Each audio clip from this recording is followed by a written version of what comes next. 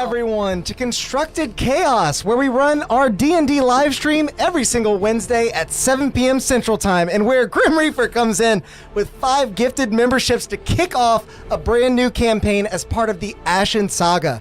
Welcome all new friends to the Chaos crew. I hope you guys are enjoying yourselves, having a good night tonight. If you like the stream, make sure to hit the like button and subscribe to the channel so you don't miss any future episodes. And if you're curious as to what has gotten us to this point so far, make sure to check out our past campaign, Legacy of the Ashen, that leads directly into this one. Before we go too far, though, I don't want to keep you guys waiting. I do want to talk about our good friends over at Tabletop Beard. They are sponsoring a brand new campaign with a product that has been around since their conception, I believe. It is Bilbo's Beard Balm. Normally I talk about the oils and the lovely scents that you get with them, but Bilbo's Beard Balm, say that 5 times fast. Yeah, I know. Is perfect for all of your curly whisker needs. This is the kind of stuff that will hold your mustache and beard in shape through even the most intense conditions. Check them out over at their link in the description below. Use code CHAOS20 for 20% off. Give some love to them. It'll give a little bit of love back to the channel. We love our friends over at Tabletop Beard. They're awesome. Do also, now that you're here, check out our comment from our last stream as part of Legacy of the Ashen.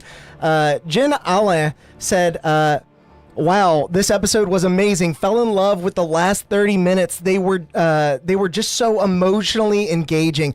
I couldn't agree more.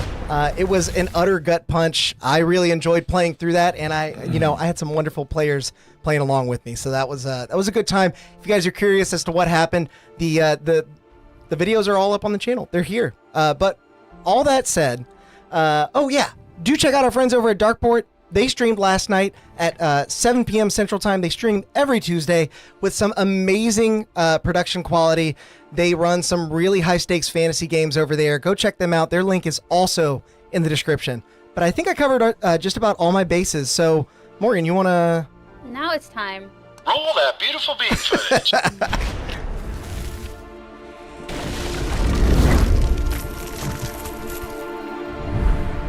High above the continent of Roria, beneath the abyssal scar that plagues the sunset sky, a nimble airship screams through the atmosphere. Not far behind, a terrible evil is held at bay by the Oracle of Banara, using the very strands of fate that this malice seeks to corrupt. The Ashen, an enigmatic necromancer from another world, is captive in the abandoned dwarven stronghold of Ganladir. For now. With legions of undead under the control of their new obsidian dragon form, it's only a matter of time until his terror reigns once more. Compelled by a tale spun long ago, a group of adventurers make their way east to Caldric, within the country of Turasil. Somewhere in this small township, the secret of the weapon that may fell this great beast is said to be hidden. Many of the remaining nations of Roria muster their strength to fight, while the dead continue their march. Mighty as they may be, the fate of all Solim now rests upon the lyrics of the Silver Song.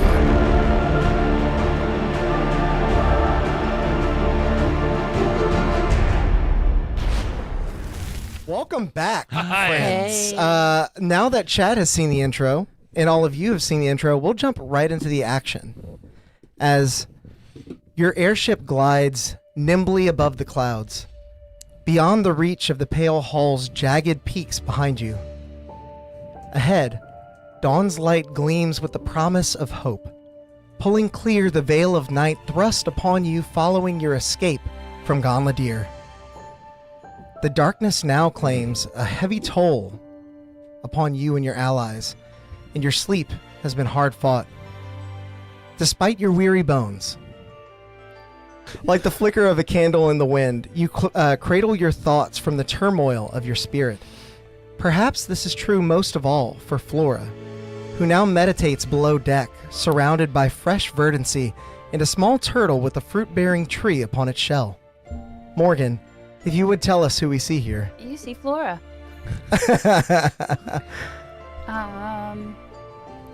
So Flora is a spring Eladrin druid. She's got like dark blue hair. I need the picture so I can like refer to it, but I don't know what it is. Dark blue skin and like tealy green hair. She wears a very simple headdress on her head because she is the chief of Zashatan, who is on a sabbatical saving the world. Immediately. Yeah. She has like a bear cub, but he's like ethereal. Is that the word I'm looking for? Yeah. That is named Nokshu. That chills with her. Nice. And so as you sit below deck and continue your meditation, what are you focusing on there? So I think Flora would be trying to possibly commune with someone from her past. Okay. To try to see if they could give any insight on a potentially corrupted soul. Okay. So, with that in mind, you steady your breathing and allow your mind to drift into the land of dreams. It is as if your eyes are open, yet they remain softly shut. You look out across your surroundings, searching for the presence you've called to you. Make a perception check for me. Nice. That's why I felt like I wasn't cramped at all. I don't The have table any felt dice. empty. The dice Yeah. were across the room. Whoa, that's a good roll. 28. 28. Yeah. Wow. Dice. There, in the room with you, camouflaged in a patch of lush greenery, is a mangy beast with patches of its coat missing in place of numerous scars. It growls and whines trepidatiously as it cowers away from you. What do you do? What kind? Can I tell what kind of beast it is? It appears to be. Have you ever seen a dog that's like half mixed with a wolf? Like, Yeah. yeah, Okay. it's kind of that. It looks mangy. It looks like it might have been. It seems between species.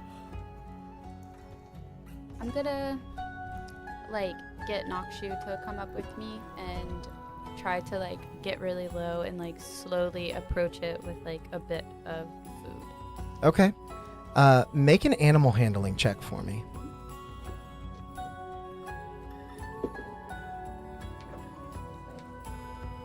If you guys are enjoying the new art as much as I am, check out our friend Gabriel Vittoria. He has done all of the art for this campaign, and he has done an amazing job. The detail in his art is incredible. It's really, truly astounding. Taking the first roll from chat of the night. Oh, chat coming in clutch already. 15. Oh, and I missed some gifties here. XIVM, thank you for the 10 gifted memberships, and welcome back to the live stream, my friend. I know. I was like, you must be caught up. You must be. Good to see you, man. I hope you're having a great night. I'm going to add your points here shortly. But what was your total there? 15. 15. As you reach out with your crumb of food and Nokshu sort of approaches cautiously as well, the beast appears to be leaning in to grab a nibble when suddenly you see its teeth flare. And it tries to bite at you, and as you pull your hand back, I will drop the food. you do. Okay. I want it to like specifically like let it go. Okay. It sits there and growls, maintaining intense eye contact with you, once again flaring its teeth, showing its gums as it eventually leans down and begins to eat, never taking its eyes off of you. Nokshu has now retreated behind you, sort of hiding behind your calf. What would you like to do from here?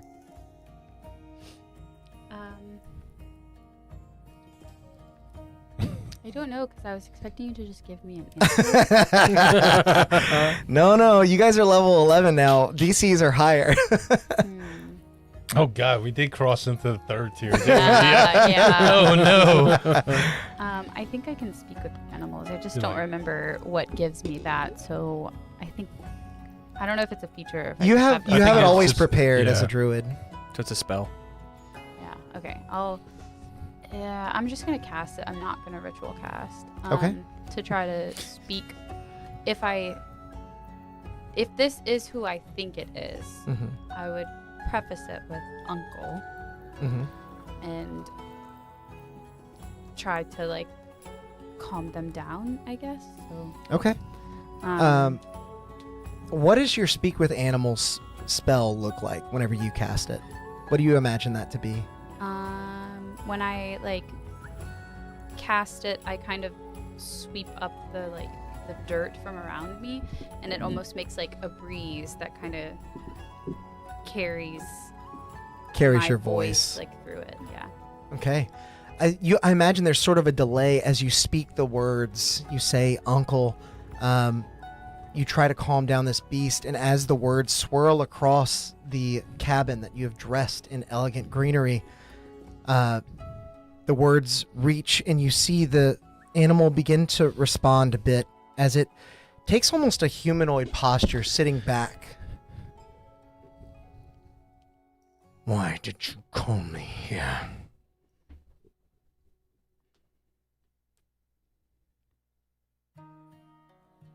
What have you to say to me? Working on it. Want to say, get wrecked. Just want to make sure you still remembered who's boss. Yeah.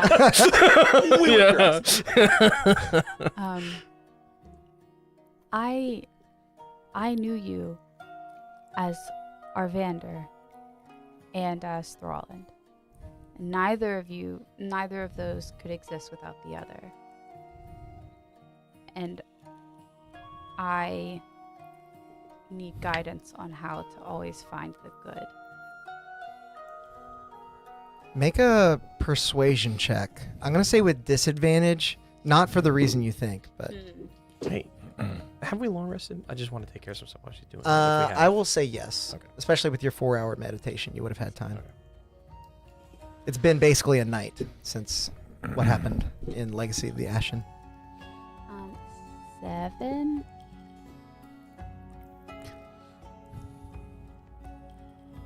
I do not know that name, but I can tell you I feel torn. Whatever it is you've done to me, I despise it. I have done nothing to you. You have softened my teeth. You have weakened my jaw. Even now, part of me wishes I could tell you the answer you seek. And the other part wishes to tear you asunder as I did Biara. Cool. I think Flora's gonna just like end the call. Yeah, Click. like thank you. I had high hopes for redemption, but you must be willing as well. Consider what you may need to do before calling me again, niece. Okay. And that final word sort of hangs upon the air as the same swirl of wind that guides your own words resonates back to you as the animal is dispersed.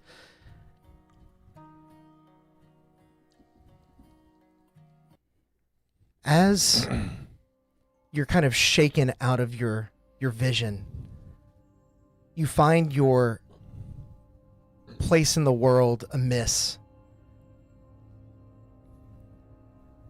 You are still aboard the airship, of course, but you are no longer seated in your meditation position. You are sprawled out onto the floor. And as you kind of climb to your feet, a bit woozy from your daydreaming, you feel the ship shudder once again as several items begin to clatter onto the floor. Just below lies the engine room, where mithril cogs and filigree resonate together in a splendorous union of ingenuity. Nearby, Drazad casts a look over to Gribzik, a goblin tinkerer who might have tinkered a little too hard. Take a look. Oops. What's this on? They tuck a banged-up wrench back into their tiny tool belt as they glance back. Caleb, who do we see here? You see, clipboard in hand, taking notes. A not dark blue, but a deeper blue dragonborn. Tall, has smudges on his blue scales that look like soot or oil potentially, depending on what he's doing. You see a dragonborn. He meticulously is walking around, taking notes on this new engine that he has to work on. Strapped on his side, you see a mace, slightly putting off a light glow, which just kind of helps see all the mithril and refracts off of different parts. And by his side, the little Gribzik. And Gribzik, what did you do now? I'm sorry. Durant taught me better than that. Oh, no, you don't have to apologize to Drazad. He just wanted to know what happened. I'm just trying to make it go faster. Oh, well, so we can work on that for sure. Let's take a look at it together. Make a check with your Smith's tools to see what efficiencies you might be able to conjure out of this mechanical creation. Is it strength? It is Yeah. strength based. Yes. Okay, so What's your proficiency? 16, 18. Okay. With your 18, you imagine that the ship is running about as well as it can. Yeah. And given your timeline, you're worried that maybe tinkering a little too much might do more harm than good. But I want you to also make an insight check for me. Okay. Ooh, we getting insightful. Did somebody just type that 13 or did I type that? I'm trying to figure out how many dice rolls we've gotten. I've kept up. Oh, You got all definitely of them? saw XIVM rolled one, and so Yeah. did Struve. Yeah, Daniel Struve. Thanks for Yeah. joining us tonight, man. Sorry, I had to find Lucky insight. 13. 19. Someone earlier said my mic was quiet. Is it still quiet? I think it might have been you. It but might have been yeah, me. I Okay, can that's turn the fine. mic up. No, a little I bit. just wanted to make sure. If it's me, I'll talk louder. I think that's what they meant. Okay, cool. With your 19, as you kind of glance over the engine and think better about installing any improvements, you do look down and see. It's easy to see that Gribzik is missing his master, his friend. But what's a little bit harder to see is a bit of yourself in this child. Yeah. With a 19 insight, I would imagine Drazad starts to understand how lost they may be feeling. Yeah. Yeah, I kind of typed up a little bit. I thought I was more giving like my mind is a little scrying or was going to appear, and I was going to be like, "Hello, Drazad here." And yeah. How many Drazad followers do you have? he has 27 while they're currently watching. Whoa! Daniel, yeah. thanks for the 10 gifted, my friend. Well, Thank you. He has a lot of emotions going on. This has been a very wondrous journey for Drazad. He literally started this journey to sell some obsidian wares, and not weapons.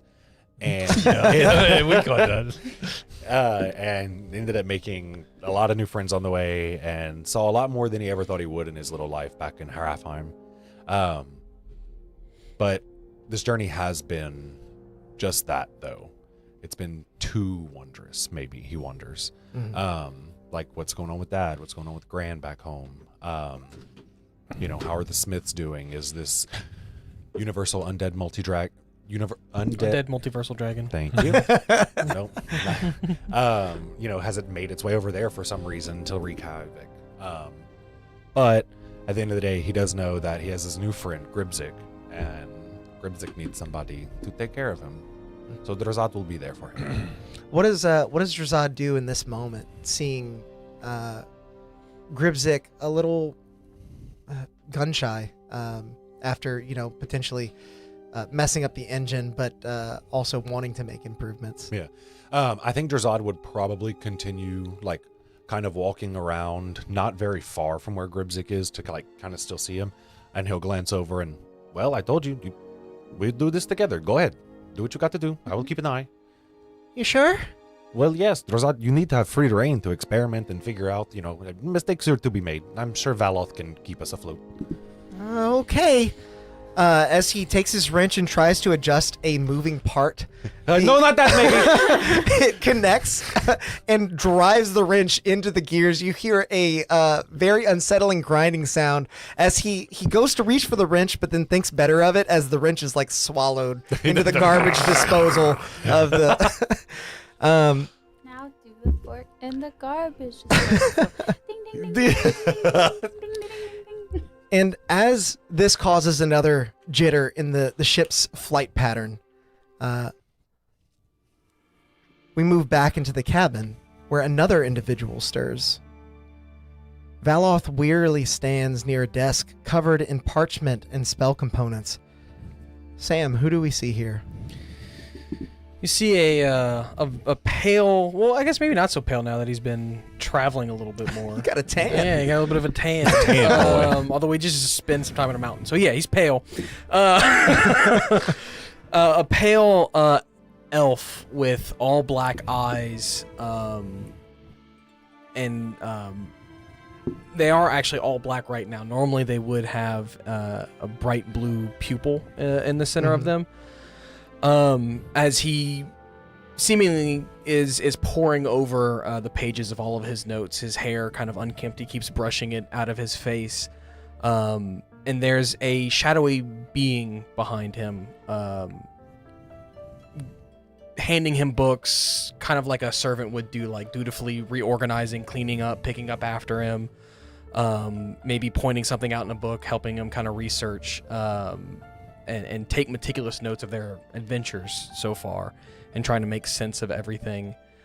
And in a moment, Valoth takes a second to kind of sit back and kind of collect himself. He sees his own reflection in the metal hull of the ship in the cabin, and he realizes that it's been longer than an hour, and his usually omnipresent third eye is gone. Quickly trace an arcane symbol into the air, or an umbric symbol into the air, as a spectral third eye will open up on his forehead. Gotcha. Yeah. What is Valoth so busy with at this desk as he's maybe looks a bit weary, a bit tired? He's making notes of their journeys, their adventures, and more importantly of information that he's gathered.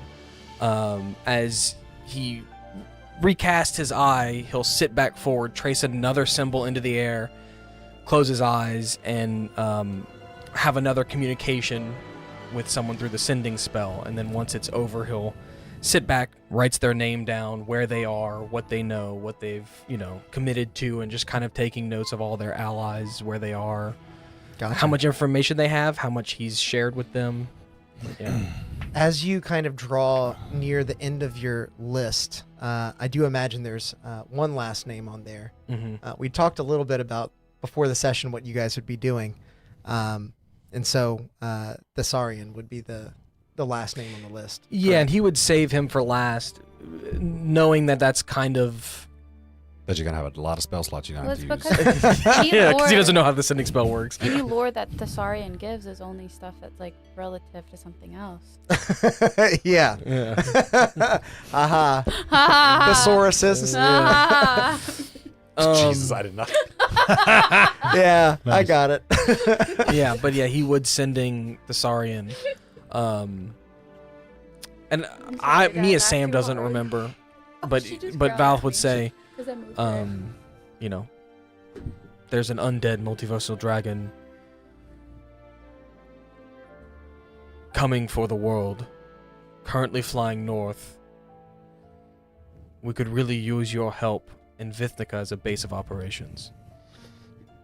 There's a pause after you send the note out, and in these pauses after sending, casting the sending spell, you've been kind of taking a bit of a reprieve on your bated breath.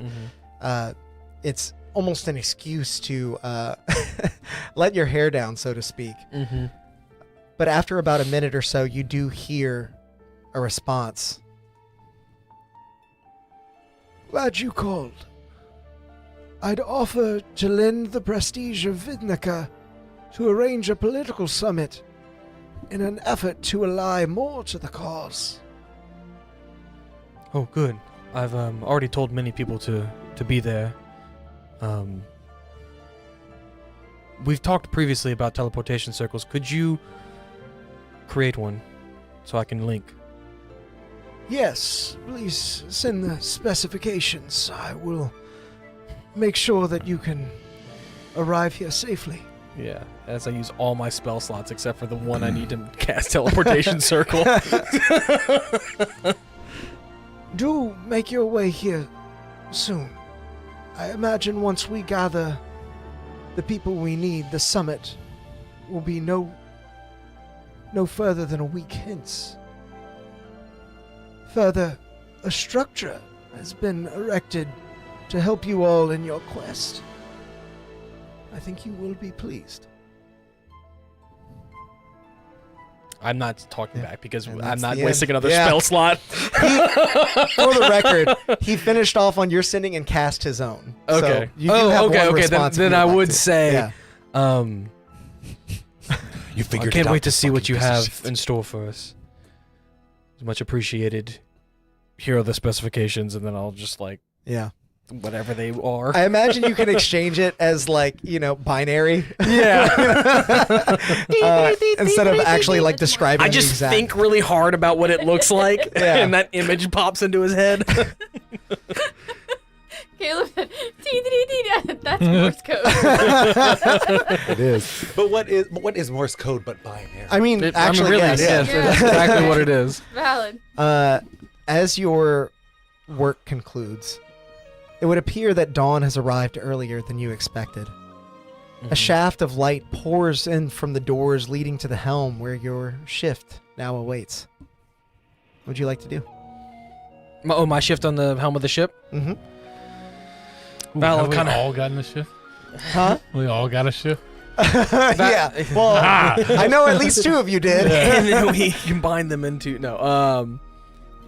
Valoth is gonna kind of crack his fingers in his neck as he's standing up from this chair that he's been sitting in, not for that long, but kind of not really moving except for his arms. He's gonna put his hair into that loose ponytail as he flourishes around and dispels his shadow self, and his pupils come back as he's got to give all of his attention to driving the ship, as it's a new endeavor Got it. that he's not yet familiar with. Well, just past the cabin doors is an area awash with light. An intricate circle of arcane symbols and runes glows faintly across the floor as light spills in across the bow. The radiance shines brilliantly off of Odd's brass armor as he turns to greet his relief. Brett, who do we see here as Valoth takes over flying the ship?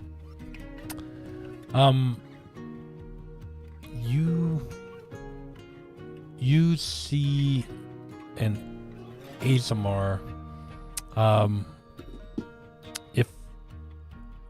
Wait, I was flying the ship? Yeah. Yes. Oh, perfect. Yes. So before I hand Lord.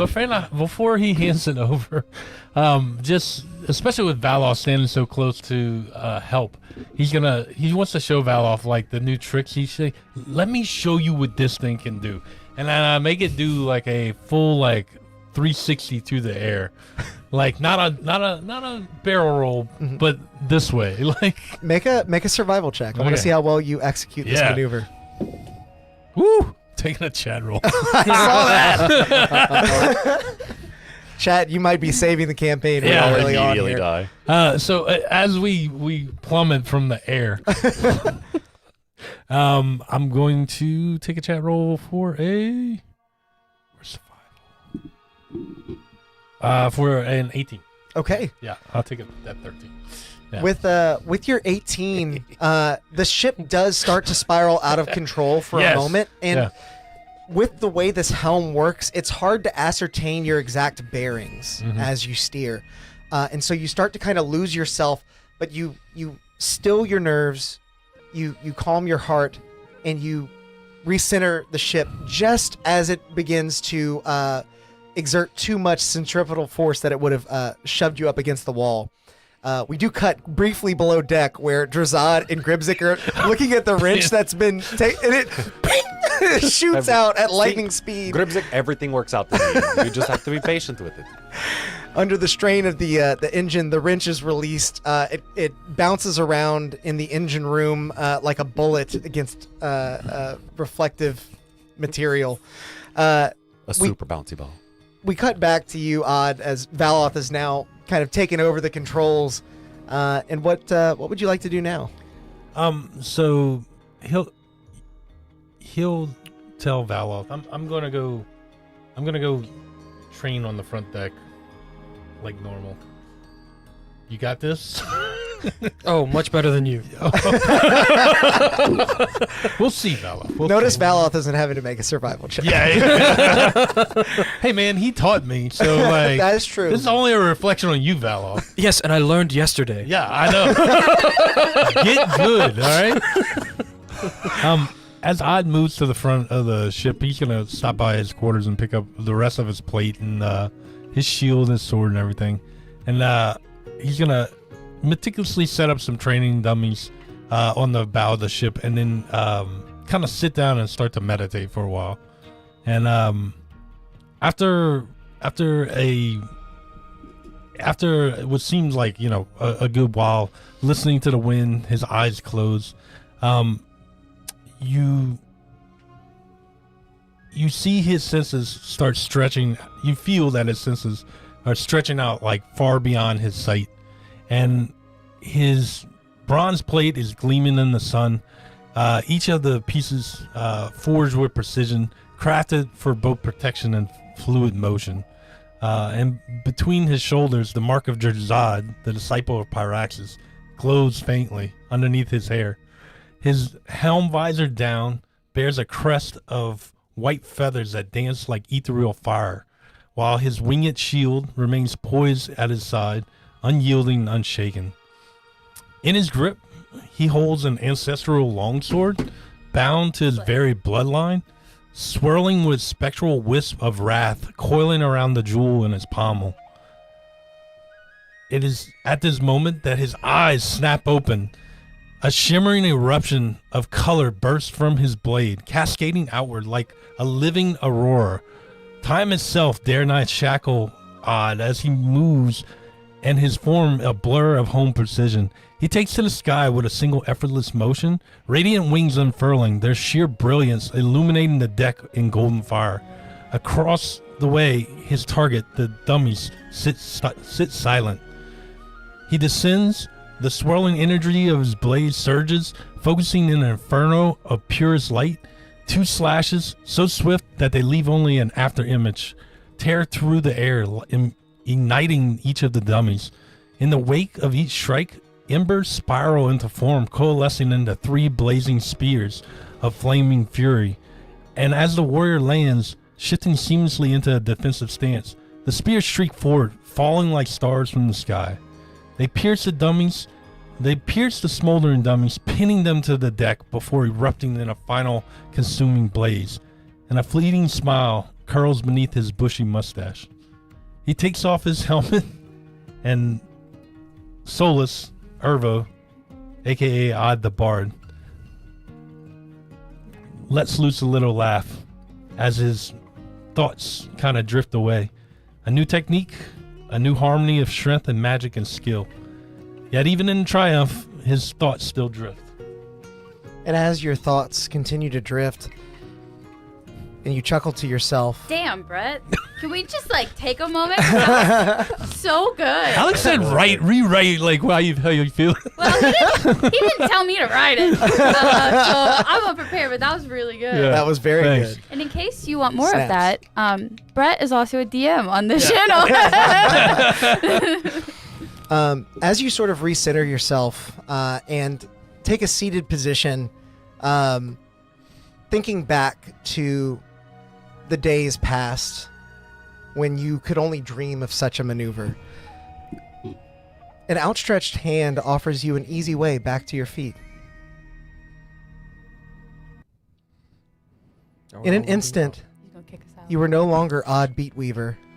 You are Solus Ervo, nearly 21 years of age, before you ever adopted your stage name.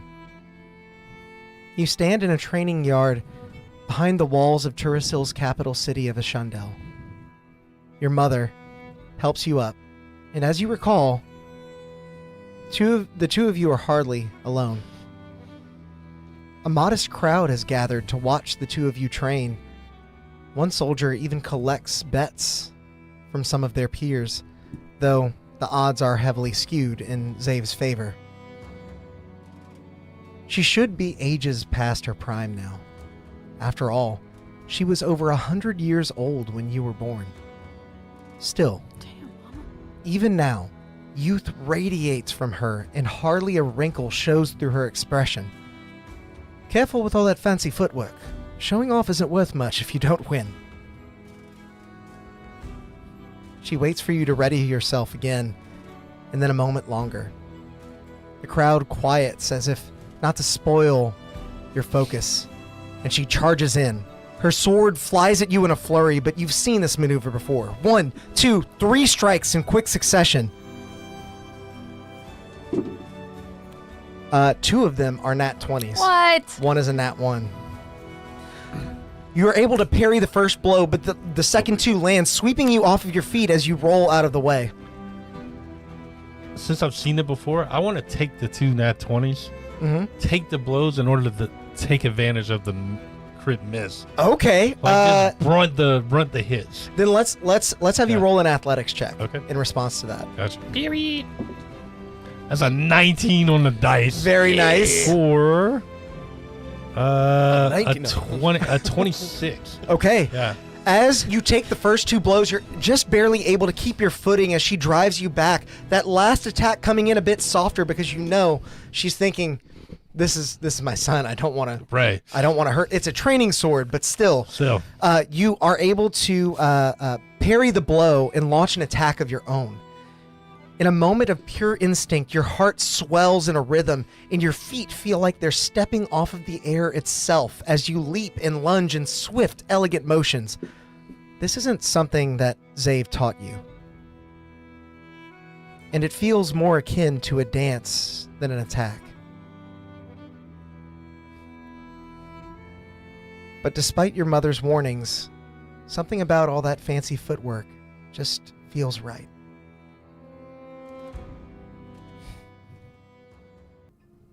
Clouds suddenly roll in across the sky, and wind swirls wildly as a flash of lightning seems to drain every ounce of vigor from your mother's face.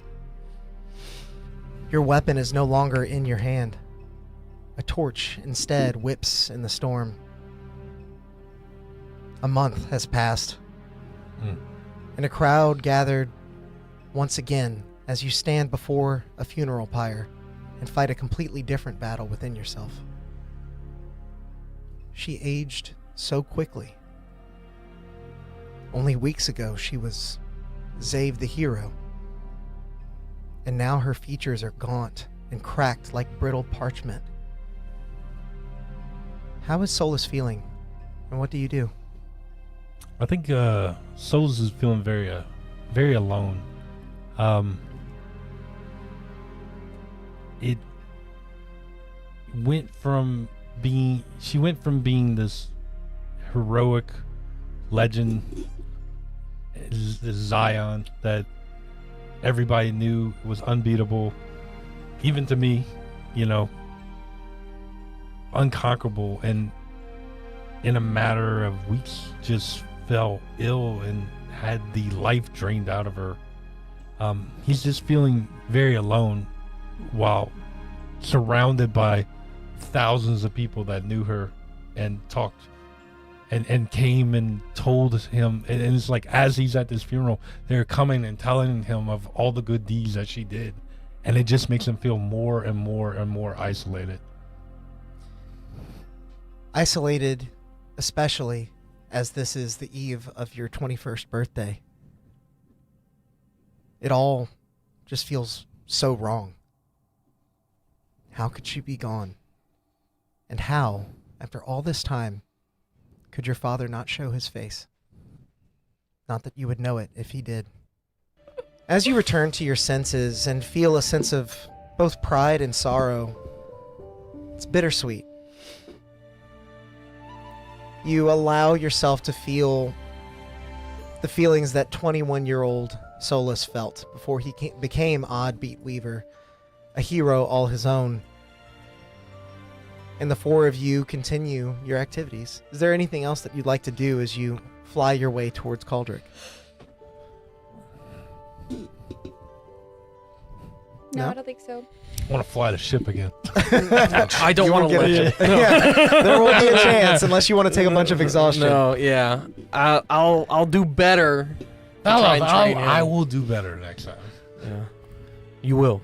After you teach me more. Yeah. So what you want to do is not what you did. I'm not paying attention.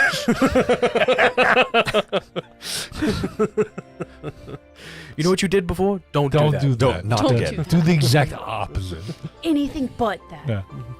So, you all continue your trek, and it takes about 4 days total. The ship is faster than the old flying ship you had to get to Cauldrick.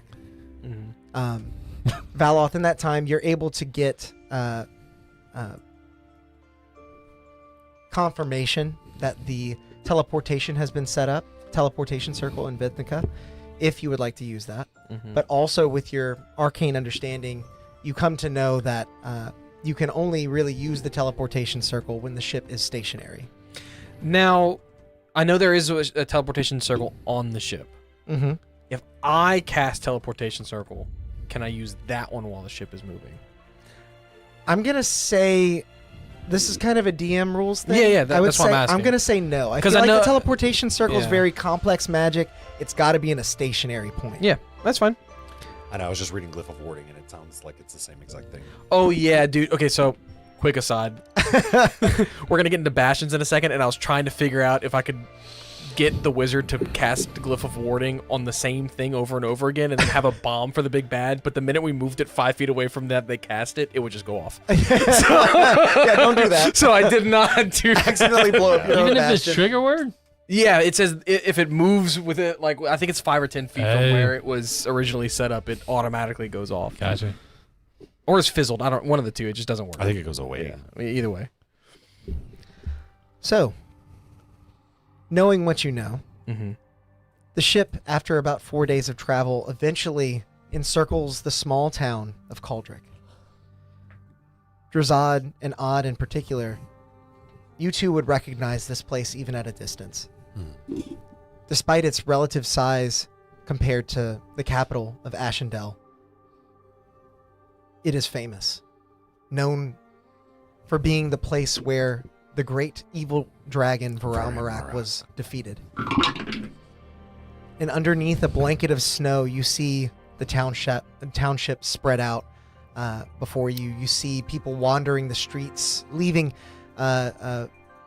little indents in the deep snow entrenching the city as they wander. What are you thinking, Odd? Who's mayor? Yeah, right now, it's not who you're hoping. I'm hoping he. Is there a statue to who Yeah, we're I was hoping at gonna say, least? I'm hoping it stayed in the family, and we're like dealing with like somebody the third or fourth. Well, I'll ask, 75th. I'll ask first, since Valoth is flying the ship. Where are you setting down?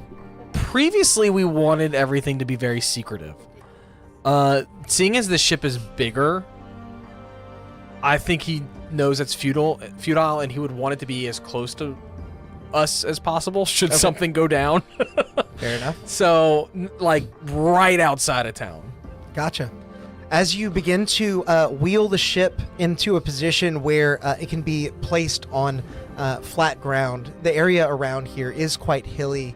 You do find a suitable location, no more than a minute's walk outside of town.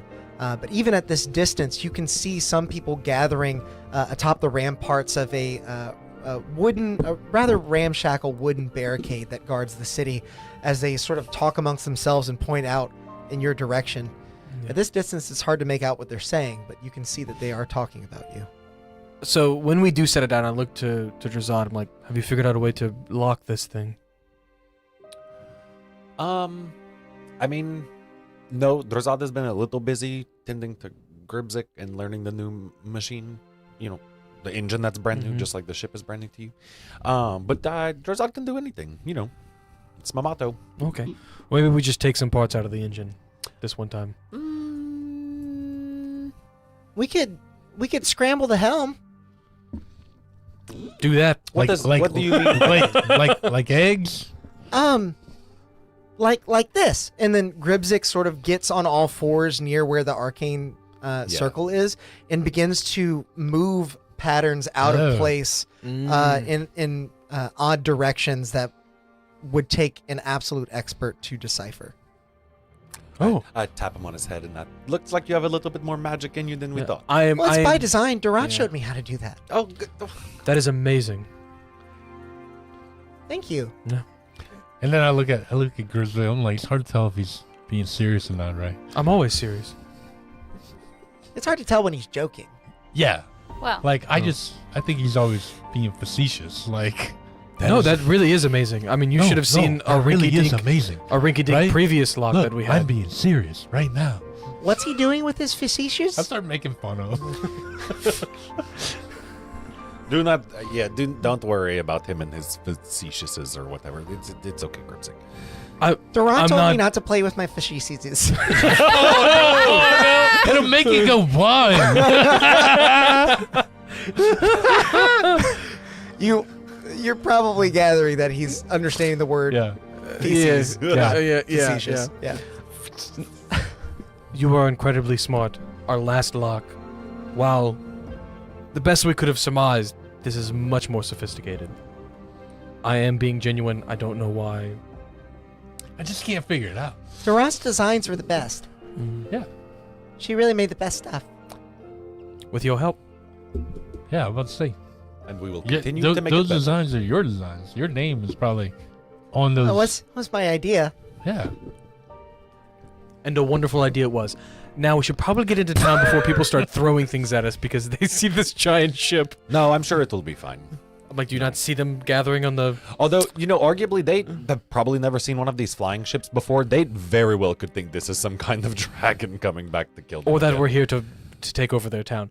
We need to tell them before they start to think. Yeah, that's fine. I could stay and protect the ship. No, absolutely, Gribzik. Please, if you would. No, yeah. Okay. What sort of weapons we got? Ooh. What do you These. want? What do you want? What are you good at? I don't know yet. Make a muscle for me. It's like No, it's bad. I'm he raises his arm, it is like it's like it looks like a cartoonish chicken level bone. where It's they can like- poke it. Yeah. It goes up. makes a muscle that goes Yeah. down. I hand him the storm boomerang. ooh. Yeah. This one looks fun. Yeah, I was like, you see this little button right here? Uh-huh. Yeah, when you press that, it's like a taser.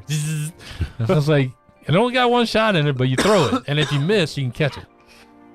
I think that's perfect. Yeah. Perfect for me. Yeah. Okay, if anyone gets too close, I'm throwing it.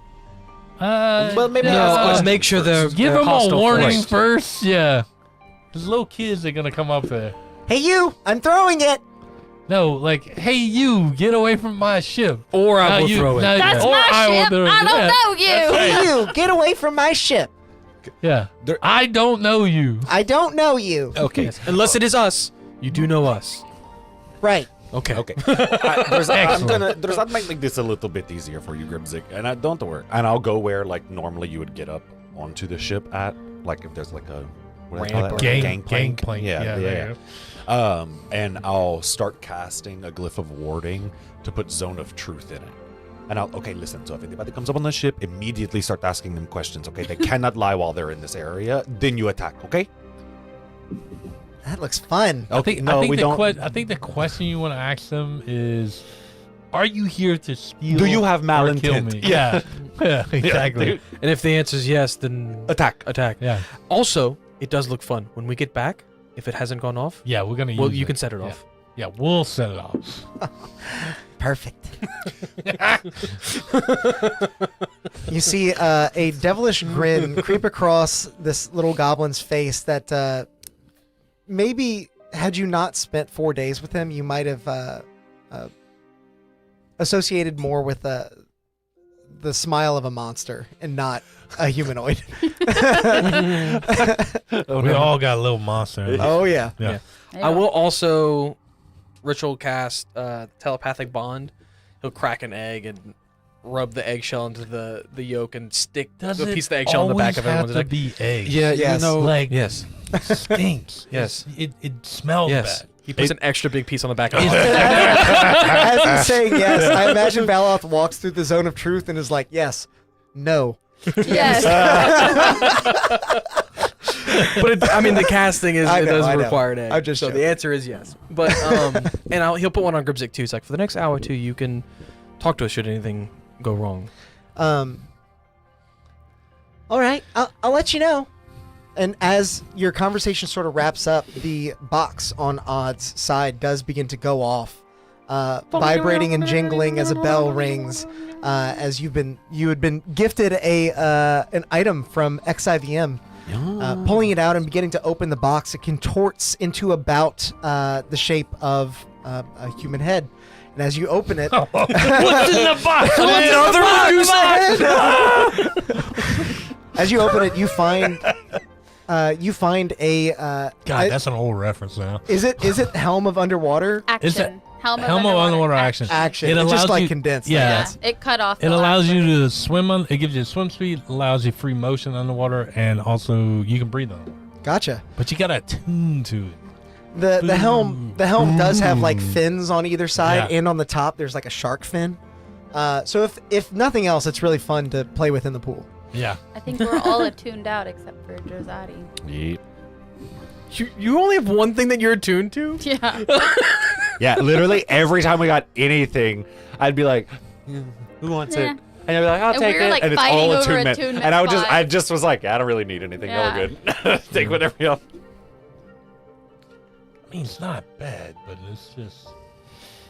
As you guys are kind of like mulling it over Yeah. and looking at it, especially in the bright light that is this snow-covered field, you eventually approach the wall, and before you walk through the gates that are still open, a guard sort of peers out from over the top, a human man looking to be about in his mid-30s, a scruffy beard, his uniform maybe not quite fitting as well as it had maybe a long time ago. He peers out. Who goes there? It is me, Drazad. We- business you have in Cauldric? Oh. Well, rest first, or to locate something. What's that? What's what? That That's is our a vessel. ship. You've It's never not- seen one of those before. It's a magic ship. Make Yeah. a persuasion check. Me? Yeah, I won't Aha. allow you to do it. You spoke first. Look at this. In all fairness, Look at this girl. No. Alex, do you see her? You rolling that one? No, you can take it. No. I'm not taking anything. total. I'm not taking anything. The total is a 15. Yeah. I'm not taking anything. I started thinking about it. I'm like, how do I explain a flying airship to this old man Why don't who's you- never left this post his whole life? The conversation. fly. Like, and The I'm conversation basically goes like, "It's a ship. A ship? Yeah, a ship. yeah, I heard ships normally go in water. this one flies. A ship that flies. Yes. Yes. Very well. I assume you're here for rest, as you say. Yes. Yes. You also saw us land like 10 seconds ago, It just happened. so you know it can fly. It is the first time I have seen something of that nature. You know, okay. You have to know this. Let me ask you this: as someone who's never seen that before, would you have preferred that we try to hide it? You know, Yeah. good question. I'll be Vala. up front with it What if we draw a big face on the front of the ship? for future, because we were trying not to like cause any alarm by being sneaky. But if that would be more appeasable to someone who's never seen that before, maybe on our further yeah. adventures, we might actually try to hide it. You do make a sound argument. Wait for a moment. as you see him disappear from the ramparts and like climbs down to the bottom, and he walks out from the front gate as he approaches your group. The gates aren't big. Huh? It's not like No, a big city at it's all. Like people size. Like, Yeah, it's a little people bit. size. like if an you're- 8-foot privacy fence. Yeah. This guy's sitting like on a ladder, pretty That's much. pretty much barely, it, yeah. barely looking over by himself. He walks down, and now that you can see his whole body, not only is the chest tight on his uniform, his gut is sort of spilling out of the bottom of it as he sort of pulls down his uniform, shivers against the cold of the snow. My name's Bjorn. Where is it that you're headed? Oh, next it kind of depends on what we You learn need here. directions? You need help?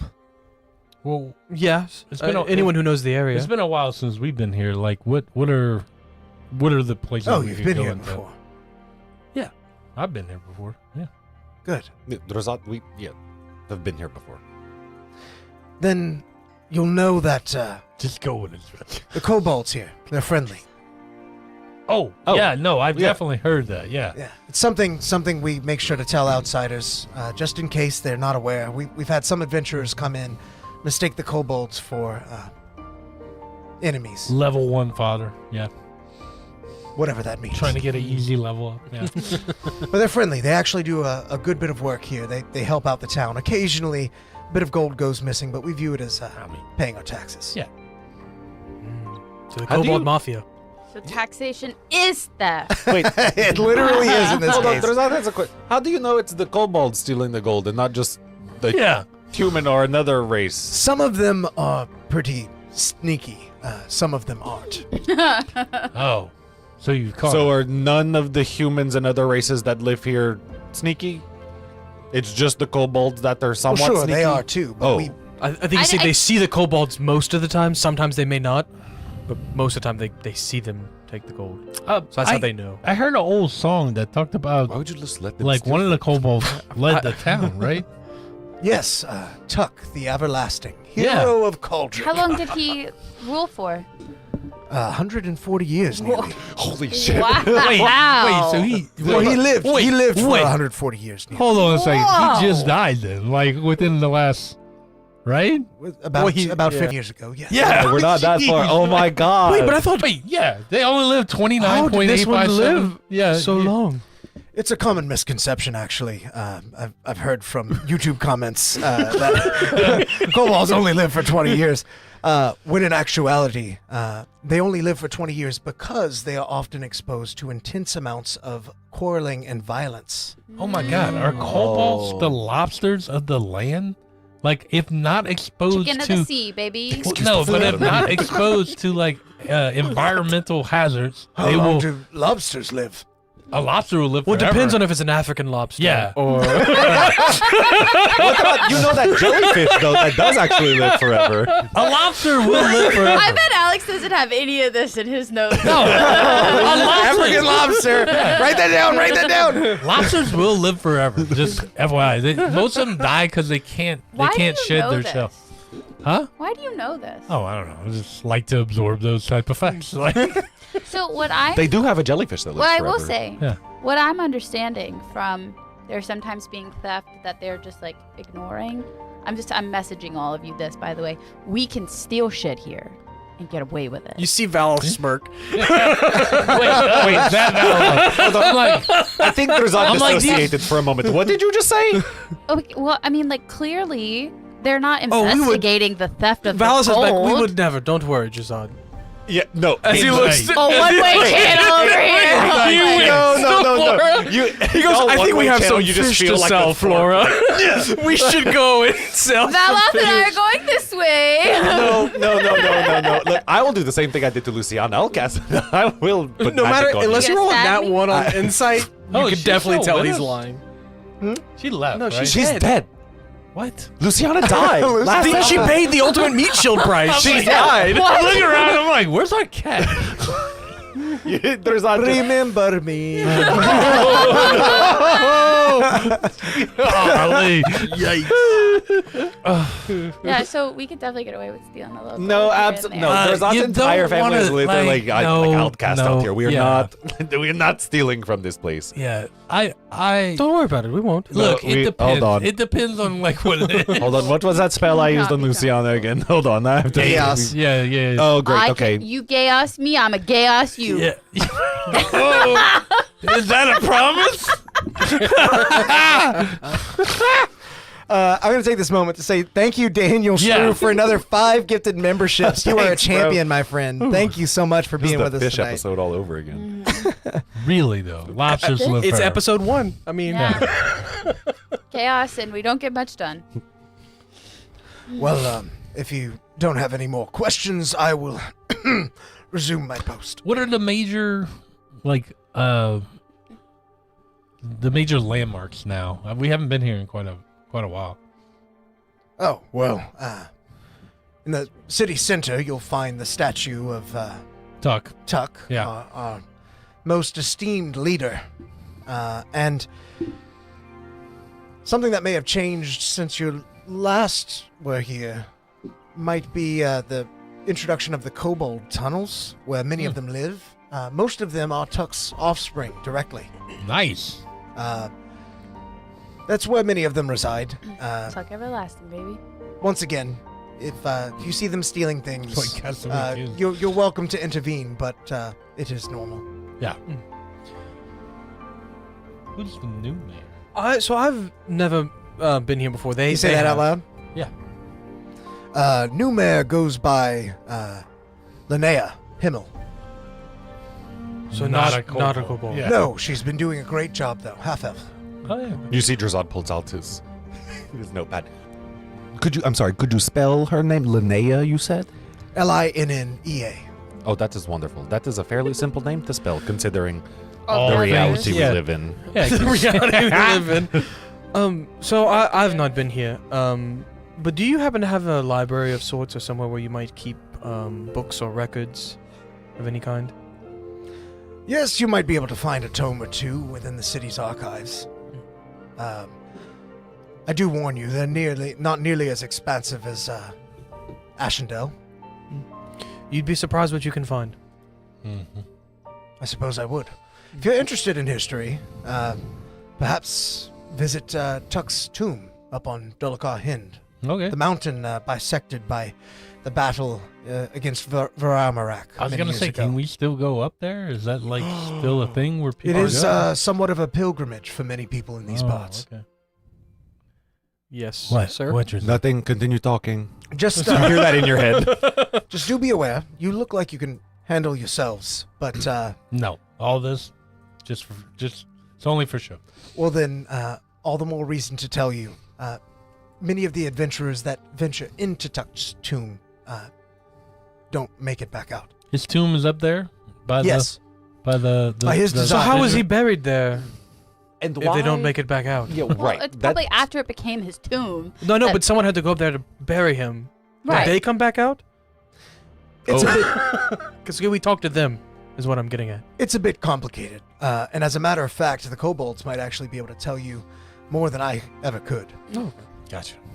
I've never dreamed of venturing into such a dangerous place. Well, you'd be surprised what you can do when you put your mind to it. I don't think that I would. Yeah. No, you would be surprised. Trust me. Drazad started this whole adventure just going to sell some wares. Yeah. Mm-hmm. Drazad. Any relation to Draknir, by chance? Who is asking? He is. Bjorn? I Like am. Bjorn. Does this guy look like he might have ran a... No, it's not the same guy. Okay, that was okay. an orc, if I believe. I was like, If I remember oh, correctly. yes, it was, I think. Yes, Drazad knows them. He is related. Good. Good men. I haven't seen him in a while, but Are you a half dragon? Good man? Ooh, good dragonborn. Oh, there you go. That is a dragonborn. He is, he is fearsome.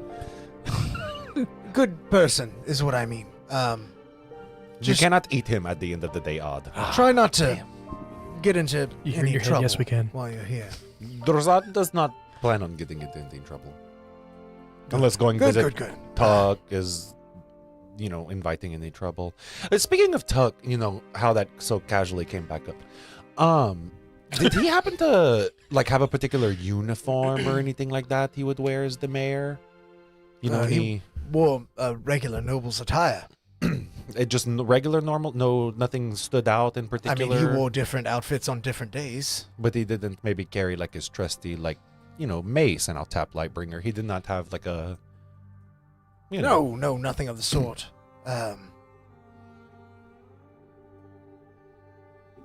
Did he have?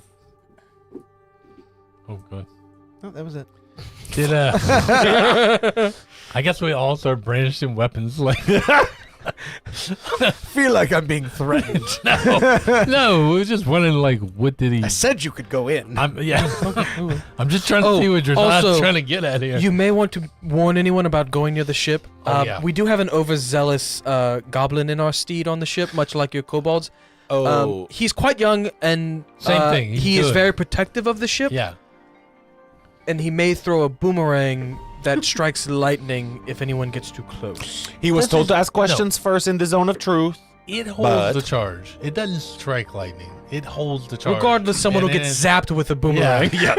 Make a persuasion check with advantage because obviously he's We would really he's listened to you appreciate this you far. guys staying. 16.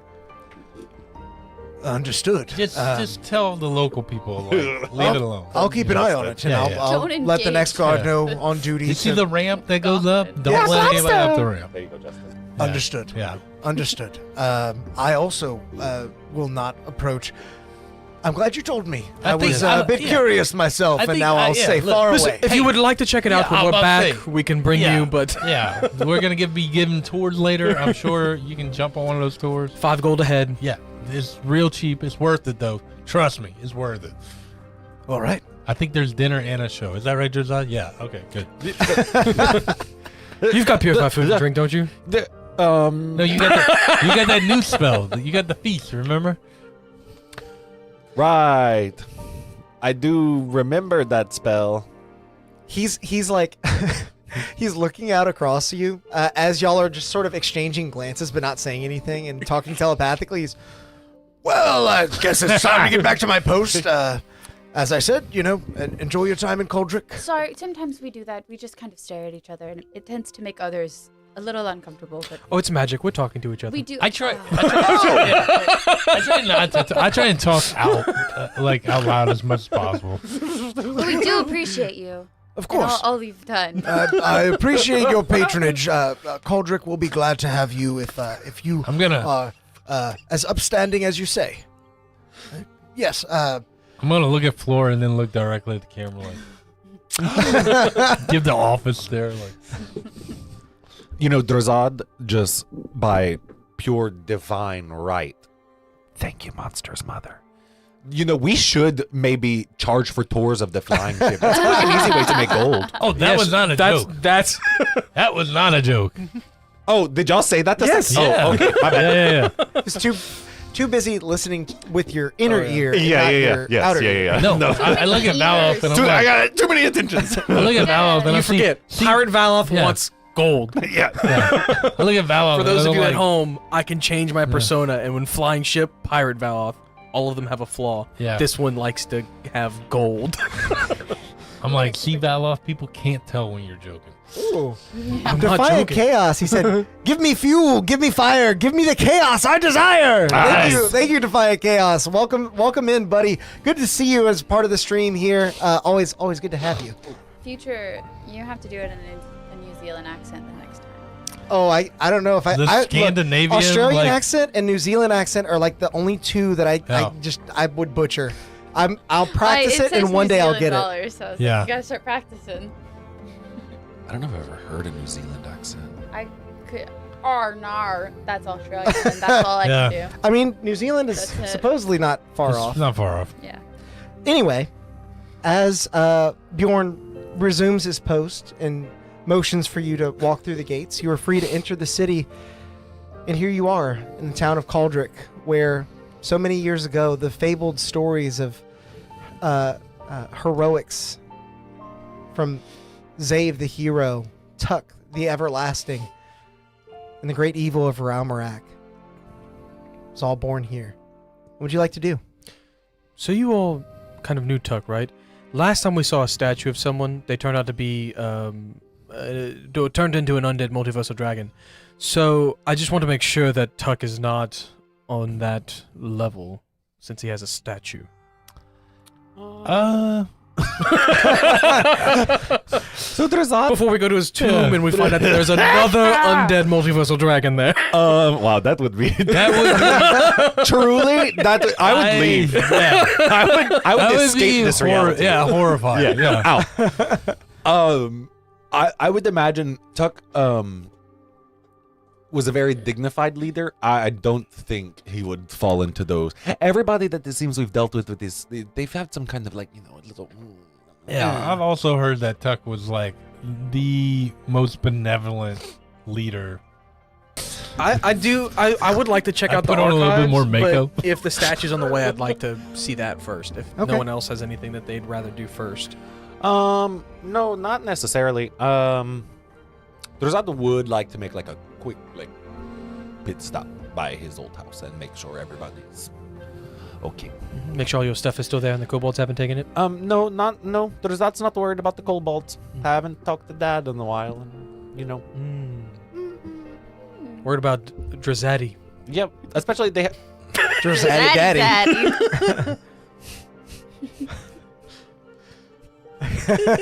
You did this yourself.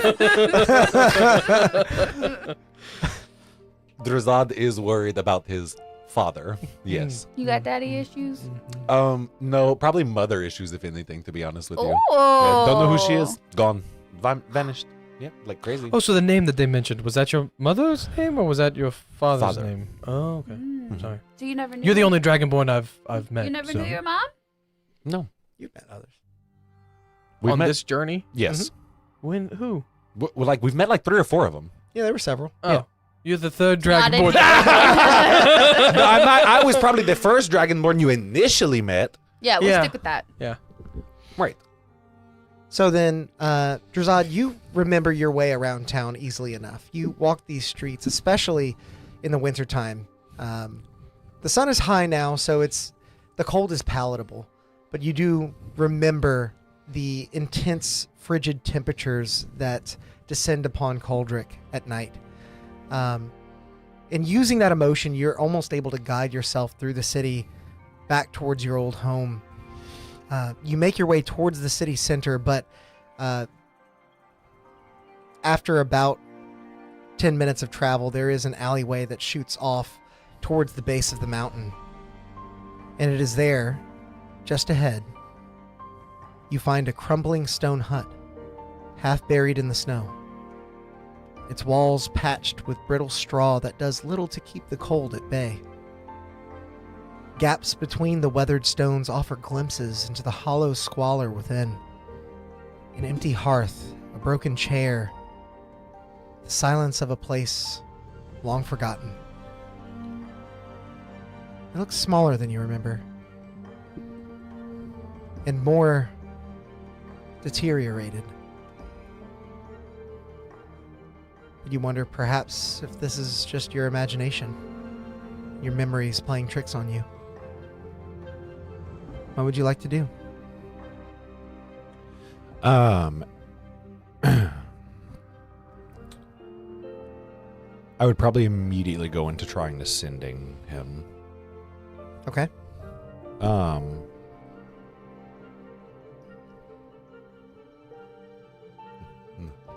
Hey, Dad. I know it's been a while. Where are you right now? I'm home. Love, Drazad.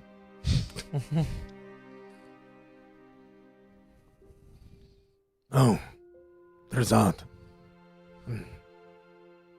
Sorry, missed you.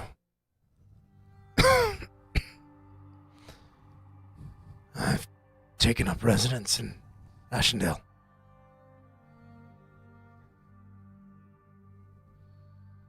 Wanted to speak to your sister. Come find me here if you have the time. Love, Dad. Oh, He said he loved you. oh. Okay, Drazad has a request. Whenever we leave here, we have to head south. Okay. Where to? Ashendale. Oh, Well, they said they have a bigger library there, so I'm Great. game. Perfect. yeah. Sounds wonderful. If we're to learn anything about the Ice Fang, if it's not here, then it might be there. Oh, right. And Speaking of That's that, that's where we're from. Drazad will fully change the subject. He'll turn away from the house, start walking away. You know, speaking of that, we Drazad, could always go find was the that- tomb. Whose house were we just in? Oh, I don't know, some crumbled house. We could always I'm go gonna find. entangle you to the ground. Make a strength saving throw.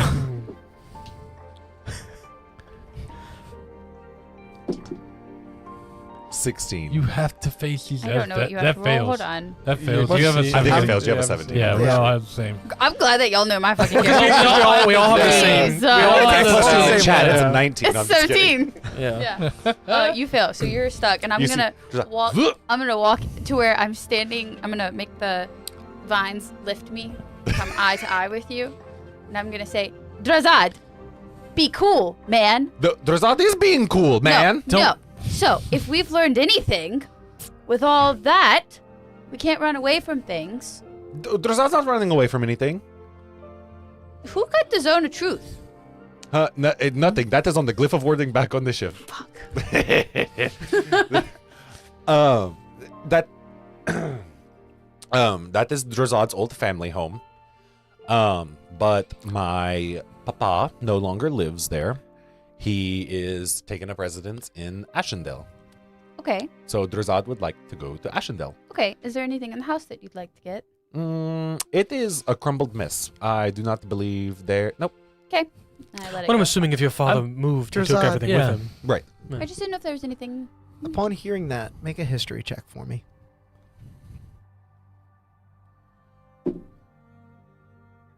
15. Okay, you're done for tonight. Did we long Drazad. rest? Yeah, like several Yeah. times. Oh, right. Duh. Drazad, you would recall that part of the reason your family was so stuck here in Cauldrick and never left before had to do with Gran's health. And as this dawns on you, as you hear Valoth speak the words, well, maybe your father took it with him, you begin to realize that there was only one way that your father would have left this place. Oh no. And as you glance back towards the home, off to the side of the hovel, a small mound of earth rises just beneath the snow, marked only by carefully stacked and uneven stones. No name, no carving, just a silent acknowledgement of the one buried here. Seeing it, I would like to rip out of the vines that are holding me, because they're not going to hold me now. Oh, yeah. No, I dropped. No. And I knew this was a thing that was going to happen, but I did not necessarily think it would be so obvious necessarily and in front of me. And I'll walk over to her grave and I'll pull out one of my little I don't remember which one each one was made of. Sunsteel, I think you had some. Mithril, Yeah. Sunsteel. I think I had Yeah, those, like but I don't some remember. of- Anyway, I'll take out a mithril little dove bird that I made, and I'll kind of not bury it, but like kind of anchor it into the earth to where it shouldn't move too much. Mm-hmm. And I'll just say a small prayer to Pyraxis.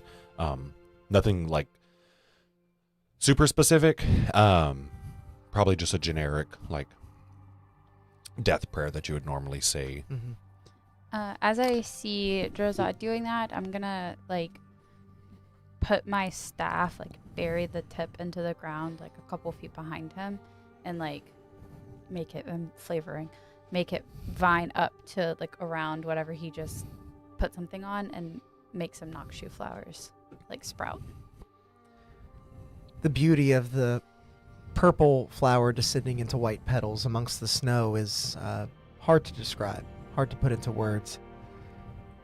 It almost brings the little dove figurine to life in a weird way. And Drozad, as you utter your prayer, you do rest easy knowing at least, as you said, this was going to happen. And you know that it at least allowed your father to leave as well. That Gran is no longer hurting. She's in a better place. Is your grandmother? Yeah. Who? I'll bend down and I'm like, who is this person to you? It was my grandma. She was not in the greatest health when Drozad first began his journey. Were y'all close? I mean, the only people Drozad has ever had in his life with his father and his grandma. Grandma's ancestors, very close ancestors, were worshippers of Rammarak forever ago. And it didn't leave, obviously, a good taste in the city's mouth for the most part. That gentleman earlier had to have known my dad more personally than most would even consider, because they normally wouldn't take too kindly. So what did Varamarak do? Decimated this area. Yeah. Oh. And I point up to the mountain. And I'm like, that mountain used to be a single peak. A bunch of his worshippers resummoned him. He burst forth from the volcano, spewed fire. I heard a rumor it was a bunch of kobolds. That did the worshipping? No, that's resummoned them. Oh, no. It was a bunch of, like, mostly, I mean, I guess other mixed races, but humans, elves, the normal, like. They captured a bunch of kobolds, though. Oh. Yeah. I just want you to know that it doesn't matter who you come from or where you come from or what your ancestors did. Like, your grand and your dad and you are your own people and shouldn't be judged by what came before. Well, thank you, Odd. I couldn't agree more. Yeah. I don't, it was hard growing up, but it wasn't necessarily the worst thing. You got used to it. But this is part of what made Drozad get out of here and try to find, something more than himself, Well, sounds like your father finally was able to as well. I know. I hope he didn't sound necessarily the best, but he is also getting up there, so I would imagine. So he can't be. Oh, is Ashendale higher than here? South of me. But is it higher in elevation? No, I'm sorry. He is like he. Such an he asshole. likes He's like sick a little bit, Yeah. He's, He's self-medicating. Yeah, what you couldn't hear was the Bob Marley music playing. The buffalo Cindy soldier. doesn't take in the atmosphere. So I mean, I can only hope. Drozad is worried he went to a larger city to seek help for a sickness that was not able to be cured in Goldrick. Couldn't you cure? I don't know. Drozad can do Well, anything. then Yeah. let's And go he'll smile. see him. We have more important things to do, Flora. I mean, no offense, okay? I know it's my dad. Don't get me wrong, but there's Valoth. What is there? Books? Nope. Undead Multiversal Dragon. Books? Because he's on the one-track mind of going to the... Library. We have bigger things. So if we go visit my dad now and that throws us off track, visiting my dad would not necessarily We also only be have like 2 Also days until value. the summit, right? Because we traveled for like Yeah, 4 or 5 would days. be, it would Shit, only look be at a that. couple days. Yeah. Yeah. We also have the Like, summit that zip we on have to over. attend in Vithnika. Also, before Ashen I mean, our Dale. best.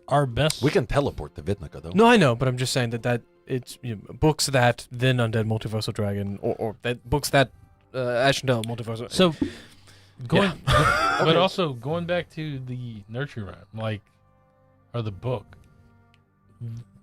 Theoretically, that is where the dragon was slain. Mm-hmm.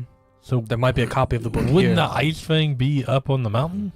No, the understanding that Drazad has from the legend lore, if you will, is that Zave took the blade and was the last one seen with it. What Zave did with the blade, nobody knows. Yes. Gotcha. And if your mother wrote that book, and it happened here, there might be an early copy, or rendition of it, or some other notes stored in the archives here. That is possible. Drazad is also curious, though, what this is going on with Tuck's tomb that would cause people not to come back out of it. But also, would Zave maybe have given Tuck the blade for safekeeping? Who would suspect a kobold? No offense, That might be. Well, the kobold lived for 104 years. Right, 40. 40, sorry. Well, he was up there. He's an old bald. Yeah, he was a Oh my god. Right. I'm getting there. I'm almost old bald. Period. And as you all consider the possibilities of the path that lay before you, what could be hidden within the lyrics of Zave's song, and what could await Drazad upon finally reuniting with his father, that is where we are going to go on a quick break. Yay. We'll be back in about 10 minutes, so don't go nowhere. Thought you were about to say in the session. I was I like, know. I get you right. Don't go nowhere. Bye. Stay here. Last session was 4 hours. This is Oh, I'm terribly sorry. I didn't know anyone would be here while the stream was running. Give me a moment to tidy up. It's much better. Well, while you're here, we might as well take a moment to thank all of our members for supporting the channel and bringing this stream to life. A huge thanks to Tides of Mo, Brett Venable, Tabletop Beard, Grim Reaper, Atmos Seeker, Justinian of Darkport, Angel Jobert, XIVM, Corey of Darkport, Angel of Darkport, Drazadi, Anthony Pace, Memebot 69000, Dutin 103, Devin Beard, Demek Longfang, Lil Tired, Jason Miller, Defiant Chaos, Red Dragon, Wilfredo Figueroa, Misfit, Monsters Mother, Gideon X, Fallen Knight, Jackpot, Chris G, Disco Ray, Robert is a Painter, Bacon and Vodka, Sean Wren, Ruby Rod, War Daddy, Daddy De Frosty, Dom again, Joseph Pratt, Deathbird EX, Caramel Thunder, Brian Capraro, Gary Flagler, Quinn Perrette, Fated Caliber, Chuck, Tanner LeFalette, Ekarth, Sam Huffpower, Captain Brownbeard, Daniel Struve,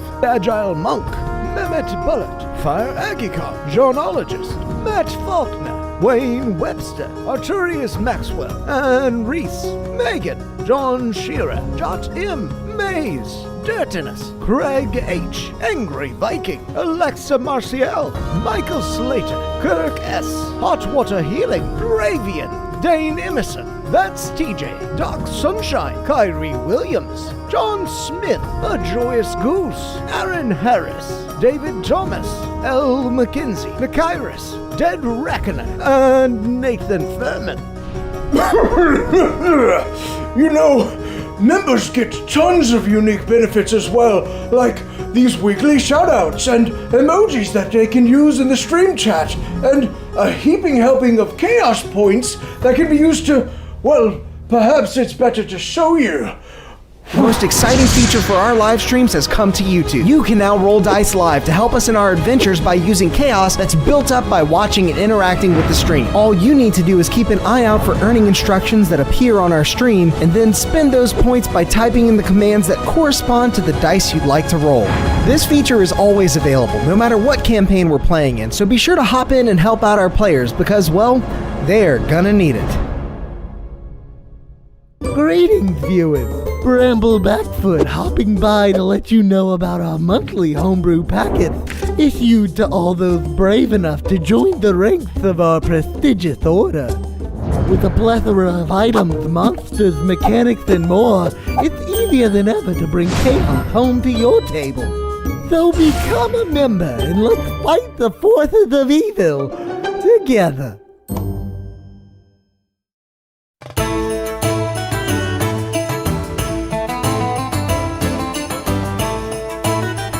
Thank you. You're all too kind, and the drinks are on me tonight. Ha ha ha ha! Oh, you must not have enabled gifted memberships. Let me show you how. Ha ha ha ha! What you'll want to do is make your way over to our channel page and then add /allow_gifts. From there, you can turn on the toggle for free stuff and join in the chaos. Ha ha ha ha! Now for my next tune, a little ditty about a dead necromancer named Pinky. Hello, Trizad here. Oh my god, you have got to come check out all of our wares. We have so many different things. Help support the stream and get yourself some new magic items as well over at the Constructed Chaos store. Greetings to all my bearded brothers out there. I'm Alex, also known as Constructed Chaos on YouTube, and I'm here today to tell you a little bit about my friends over at Tabletop Beard. This family-owned beard oil company is run by three brothers that have combined two great loves of mine: tabletop RPGs and beard care. And it makes a lot of sense because, as I'm sure many of you know, growing and maintaining a healthy beard can be an adventure all its own. I started my quest back before I was even on YouTube, and I guess you could say I was stuck at level 1 for a while, constantly itching my way through life with a wild and unkempt beard and just trusting hairspray and regular shampoo to get the job done. Believe me, I was rolling nat 1s on just about every charisma check I made at that point. But eventually I started trying various beard care products like oils, butters, and balms, and I found some that worked well enough, but none of them really tied into my backstory. Not to mention my wife was constantly complaining about the smell. Then I was put on to the products from Tabletop Beard, and let me tell you, it was a match made in heaven. Or hell, depending on what kind of flavor you prefer. These guys use a premium oil blend of meadow foam seed, rosehip, golden jojoba, argan, avocado, and sunflower oils to create the most high quality product that contains no cheap filler or artificial oils that you typically want to steer clear of. And each scent has been expertly crafted and matched to a familiar TTRPG style, so you know exactly the kinds of vibes you're putting out without the scents being too mundane or too overpowering. To top it off, all their products, oils, butters, and balms are made in small batches, so the quality control is top-notch, and so is the customer service. They're always looking for new ways to meet and exceed customer needs, and I've even heard that they have some new ideas cooking up behind the scenes. So consider this your session 0 and take some time to check out Tabletop Beard today. Truly, they're the only starting equipment that you need for your own successful beard care journey.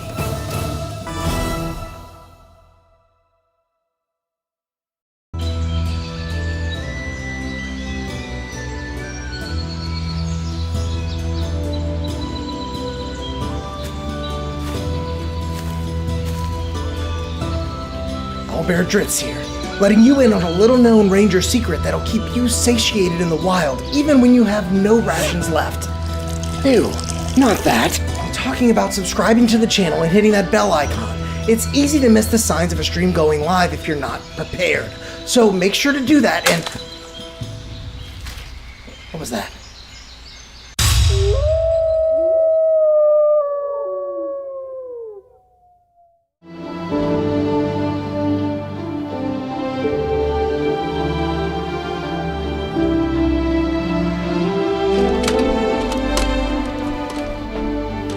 Hold it right there, adventurer.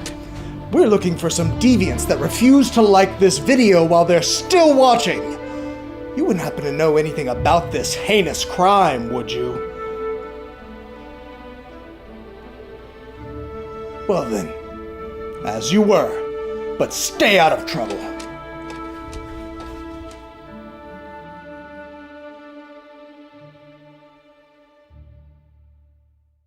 In a world of darkness exists Jeramentum, a beacon of hope in the realm of Terra.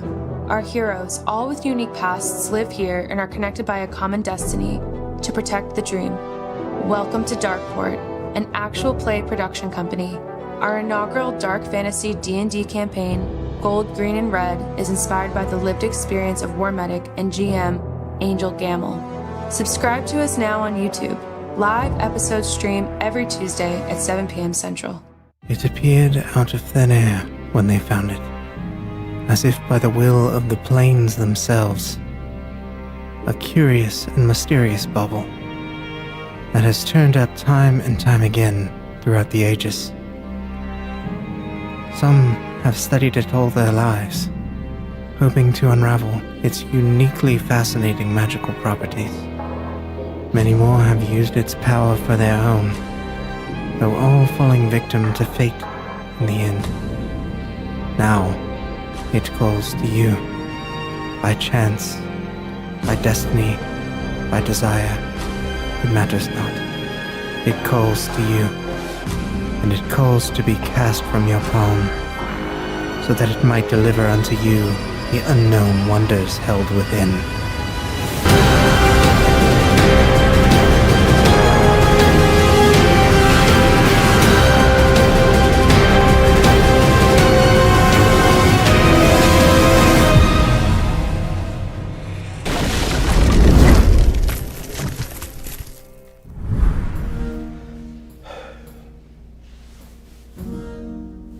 How much longer are they going to... excuse me. Are they still not back? Wait there just a moment. I'll fetch them for you. The little chaos gremlins. You have people waiting, you know!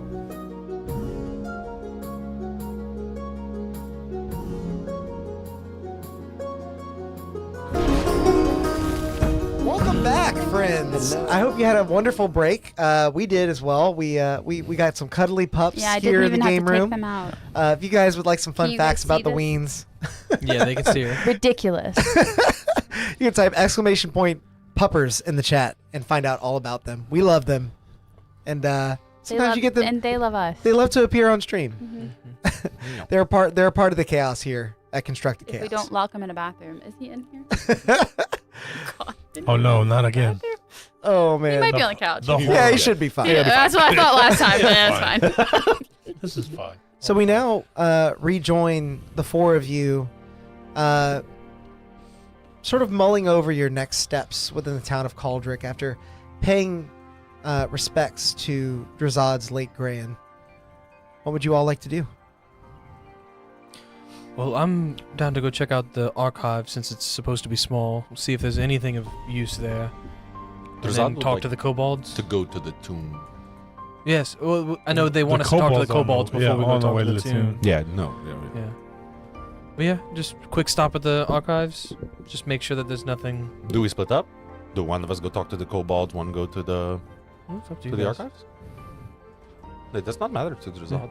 I just, be faster, two birds, one stone. I did have a thought. I don't know how friendly the kobolds are here, but if we need to, I don't know. Coerce them? Well, Threaten? try to be Interrogate? more subtle. You guys know this place better. Where's the archives? It's over there. Okay. Drazad just points in a direction. Yeah. the archives are not quite in the direction of the main square, but they are on the edge of town. So you've inadvertently wandered somewhat close to them after drawing near to Drazad's homestead. Did we get the statue? I thought we The statue is in the main square, Oh, gotcha. so you guys can go to either place basically from here. But the archives are closer. Sounds like yeah. Yeah. Sounds like Okay. y'all want to do the archives first. Yeah, let's go there first. After traveling for another 10 minutes or so, you eventually arrive at a squat, unassuming stone building, half buried in snow at the town's edge. Its slanted roof is weighed down by years of ice and neglect, and a faded wooden sign hangs crookedly above the entrance, its lettering barely visible beneath layers of frost. Drazad sort of, motions at... assuming you know that these are the archives. And Valoth, you're taken aback by exactly how small this place is. Yes, we might not find anything in here. Is there? So I mean, is there like someone manning it, or is it just kind of like a Yeah. Come in and take what you would like. Yeah. Yes. Give a book, take a book. Yeah. Yeah. There is a rather pale blue furbolg at basically an open a window that's cut into the side of the building. The window has a small slit at the bottom, and he kind of looks out at all of you and, can I help you folks? Yes, we were wondering if you had anything on the history of the Ice Fang or what's your mother's name? Zave. Or Zave Ervo or Varamarak. Anything of that Well, as you nature? can see, our stocks are relatively small. We do keep a supply of learning texts, but not so much historical records. We've got a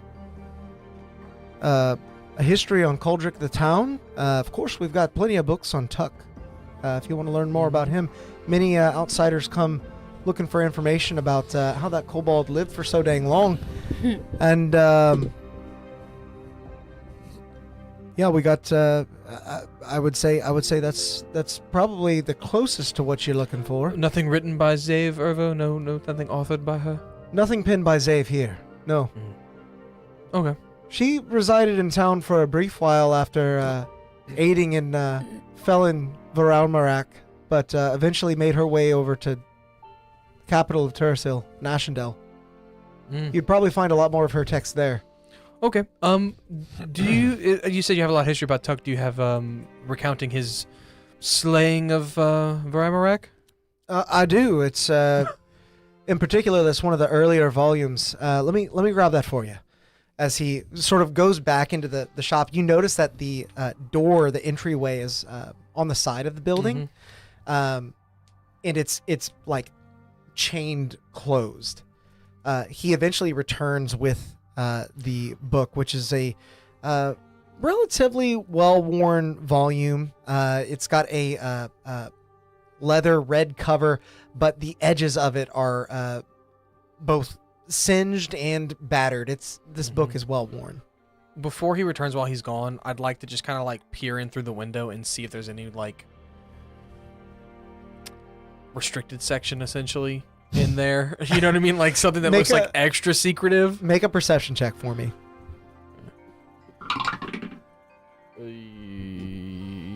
13.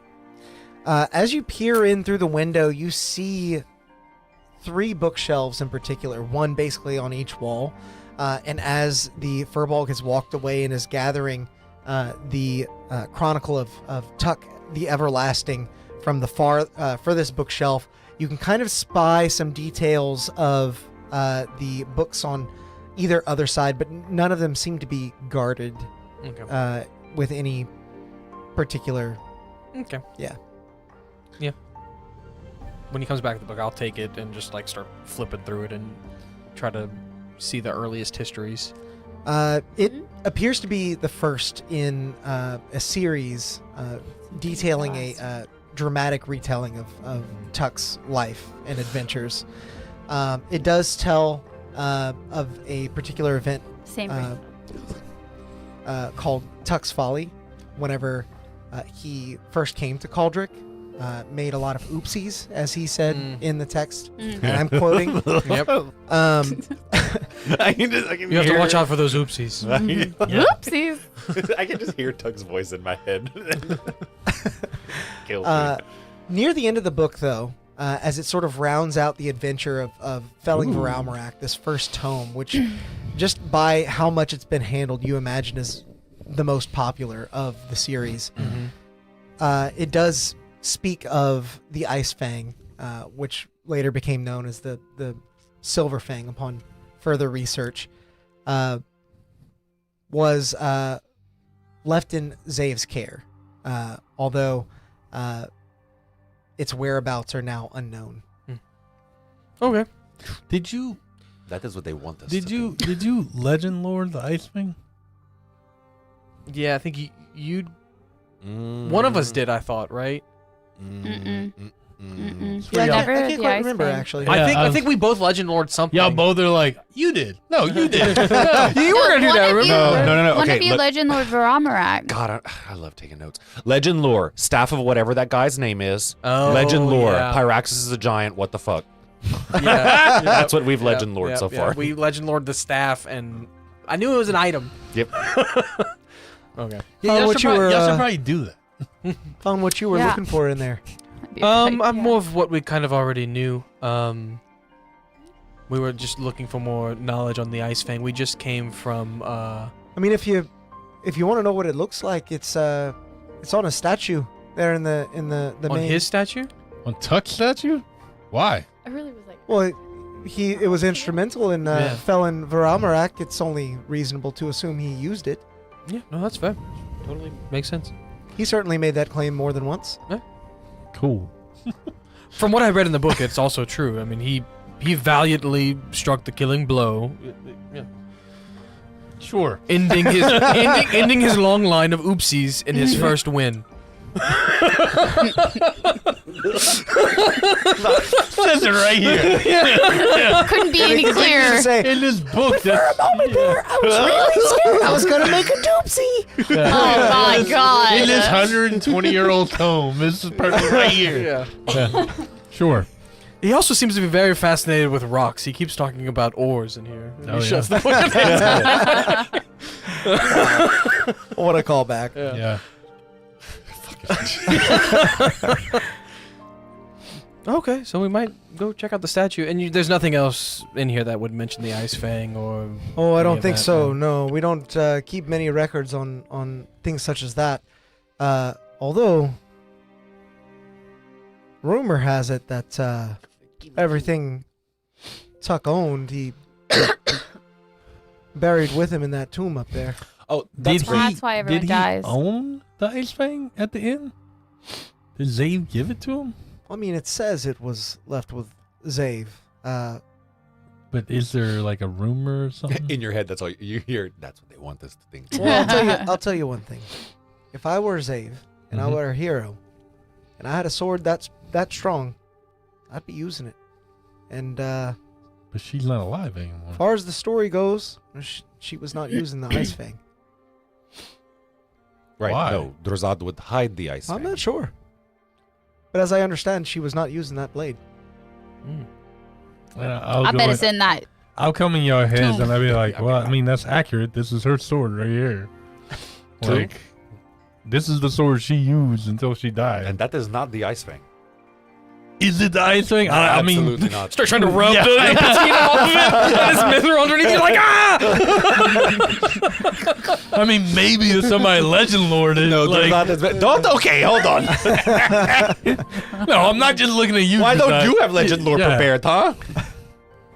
Exactly. Look, I can if I wanted Maybe you to, should have got alright? us to make a scroll for Yeah, you or if something. I wanted to, I could. You this whole time, this dude. I is can just- do anything, yo. I can do anything you can I do. look to him and I I say, can do "Apologies, anything you we're talking can to do. ourselves in our I can head do again." anything you can do. This dude right now is just like seeing. And you're like pointing at all of you. Floor's gonna turn into the Ayanook and just stare at you like. Maybe not that. Okay. Oh, that is the other thing Drazad wanted to ask you. What do you know? Maybe why nobody comes out of the tomb? Wait. Did he say nobody comes out of the tomb or not Not everybody? a lot of people. Not everybody. Yeah, then who has come out of the tomb? He had to create that tomb, right? Tuck did? Ooh, Tuck? Yes, he had that created. Yeah. Is that in any of the books? Because he Well, would have no. been still alive when. No, it was very important to Tuck to keep the inner machinations of his tomb secret. He I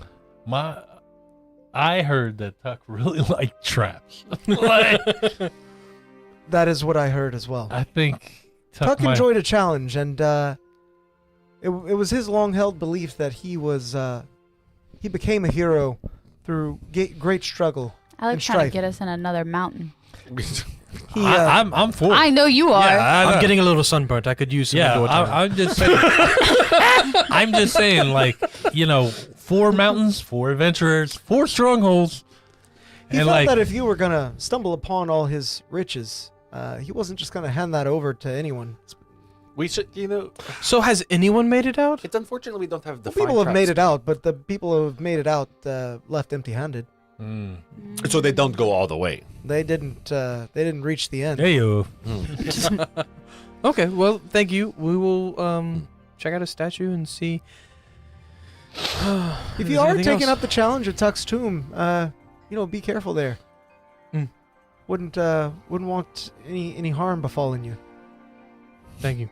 You look like you could handle yourselves, but if you get in there and you feel like maybe you're in too deep, it's probably time to turn around. No treasure's worth your life. Oh, Maybe That is Yes. arguable. Yeah.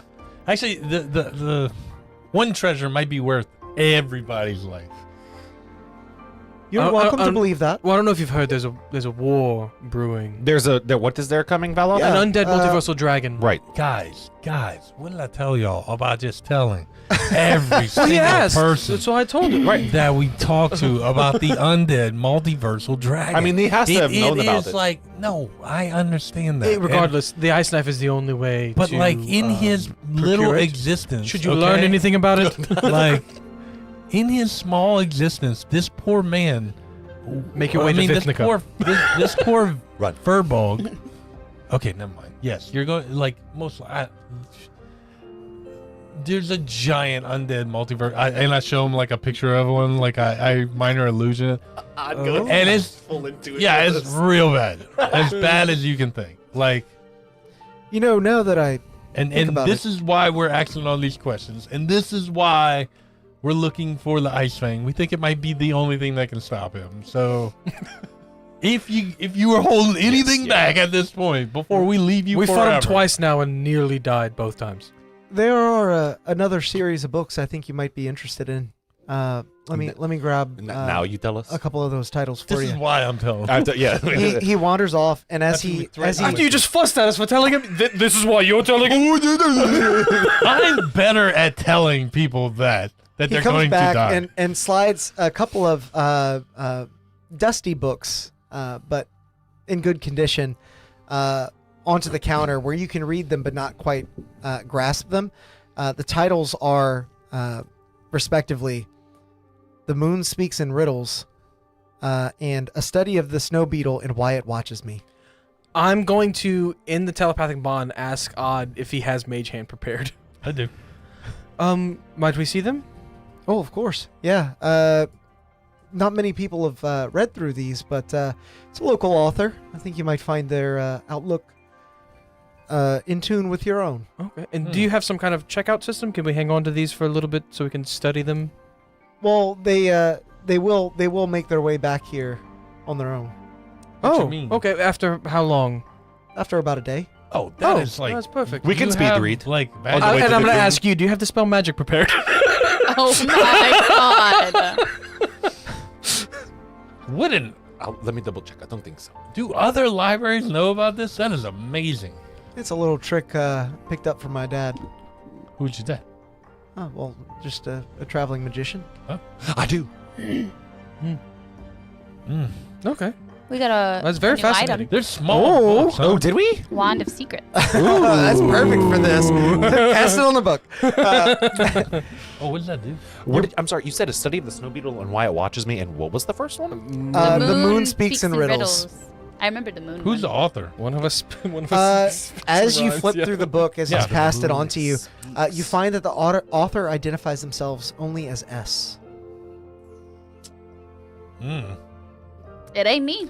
The Moon Speaks in Riddles is a diary turned philosophical treatise by a hermit who spent a decade in isolation, arguing that the moon was trying to communicate. I flipped to the back of the book to read the ending. Like, did the moon actually communicate? Absolutely not. You can't do that. That goes the book. Wait, what are you talking about? I do this for all books. You can't spoil the ending. I That's do not this how for all the works. books. In the end, I can only assume that my howlings at the moon have said it, for it no longer speaks to me. Huh. So I sit in silence Reading this out loud. and ponder my next tome, a study of the snow beetle and why it watches me. Okay. So when does our timer start? Because I want to read this as much as I can in the day that we have it. Is it already started? I'm asking him. Oh yeah. It started the moment we walked in the building. Whoever has the moon one, I'm taking it and I'm just starting to read it. Yeah, I'll let you read it. Hey, you'll hear in your hey, Val, this might be one of them like Luciana, rest her soul. This might be one of those like Luciana things like that. He could be bullshitting us right now. That may not come make an back insight either. check. Well, and I was about to say too.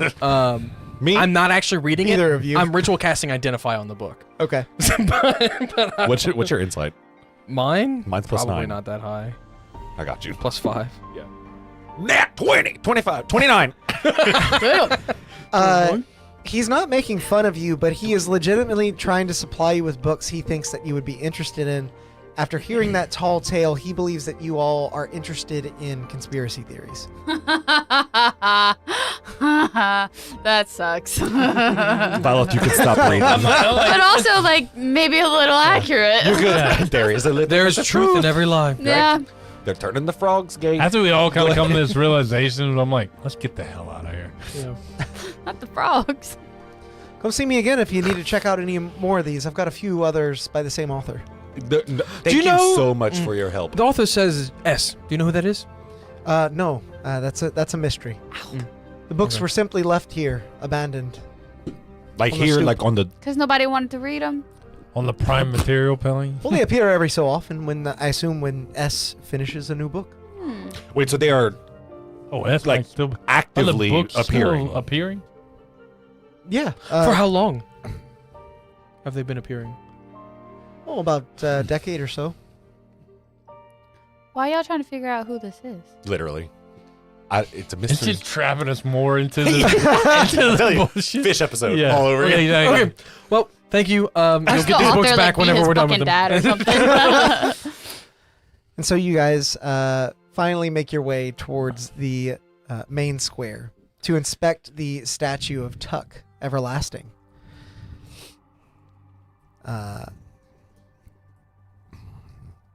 Oh, I can't ritual cast detect magic. That's stupid. Why? After- It's a ritual spell. After another 20 minutes or so, the sun begins to lower. You feel the bite of the freezing cold beginning to nip at your extremities. Though you're close to your goal, you feel as though you may not be able to spend much time analyzing just with how cold it's getting. You are quite literally quaking in your boots. But at the heart of the main square, you find standing a weathered bronze statue depicting the town's legendary kobold mare, immortalized in mid-victory. I love that we did this. One foot rests triumphantly atop a dragon's severed head, while both hands clutch the hilt of a massive sword nearly twice his size raised above him, its blade etched with ancient giant runes. Beneath him, an inscription reads, Tuck the Everlasting, Hero of Cauldrick. Do these giant runes look accurate? Or were they just kind of thrown on the sword for the sake of the statue? So I know you can speak giant. You can read them. They read Forever Frosted.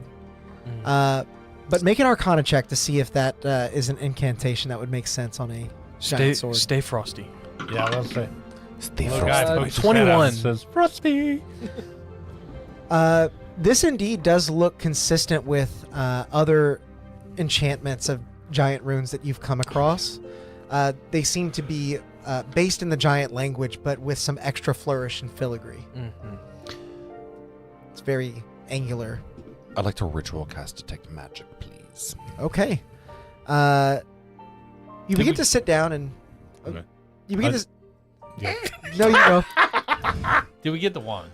Yes. Yeah. Okay. While you were at the bookshop, the box started chiming and you popped it open. Yeah, and I'm Valve trying was to figure out what flipping it does, and I pulled the trigger on it. Does it detect? I think it detects traps and. Yeah. Traps Hidden and secret passages? doors. Yeah, Okay. As you cast it upon the statue while Drazad is casting 30 feet. Detect Magic, Yeah. the statue begins to glimmer in a faint greenish hue as the green begins to fade, it draws itself towards any edges of the statue, any cracks or blemishes in it, almost as if the magic itself is seeking out alternate passages or gaps where traps may be stored. But eventually the magic fades and reveals nothing. This thing's broke. We should keep that maybe for the tomb, though. I think that Okay. is the, Drazad, with your detect magic, as you are inspecting the statue, you do find it to carry a faint aura of enchantment. What has the enchantment? The statue itself. the whole statue or Mhm. parts of the statue. The whole statue. What? It seems to be concentrated around the plaque itself. What school? Enchantment. Oh, my bad. Sorry. Come on, man. No, it's okay. Like Said that. as I said it, I was like, it's gonna sound like I'm just saying it's enchanted, but And does my ritual of identify on these books give anything? no. Your ritual identify reveals that they are, mundane books penned by a very secretive author. But as far as like the recall magic. Oh, the on recall them, magic. I yeah. see. You find that there is a sort of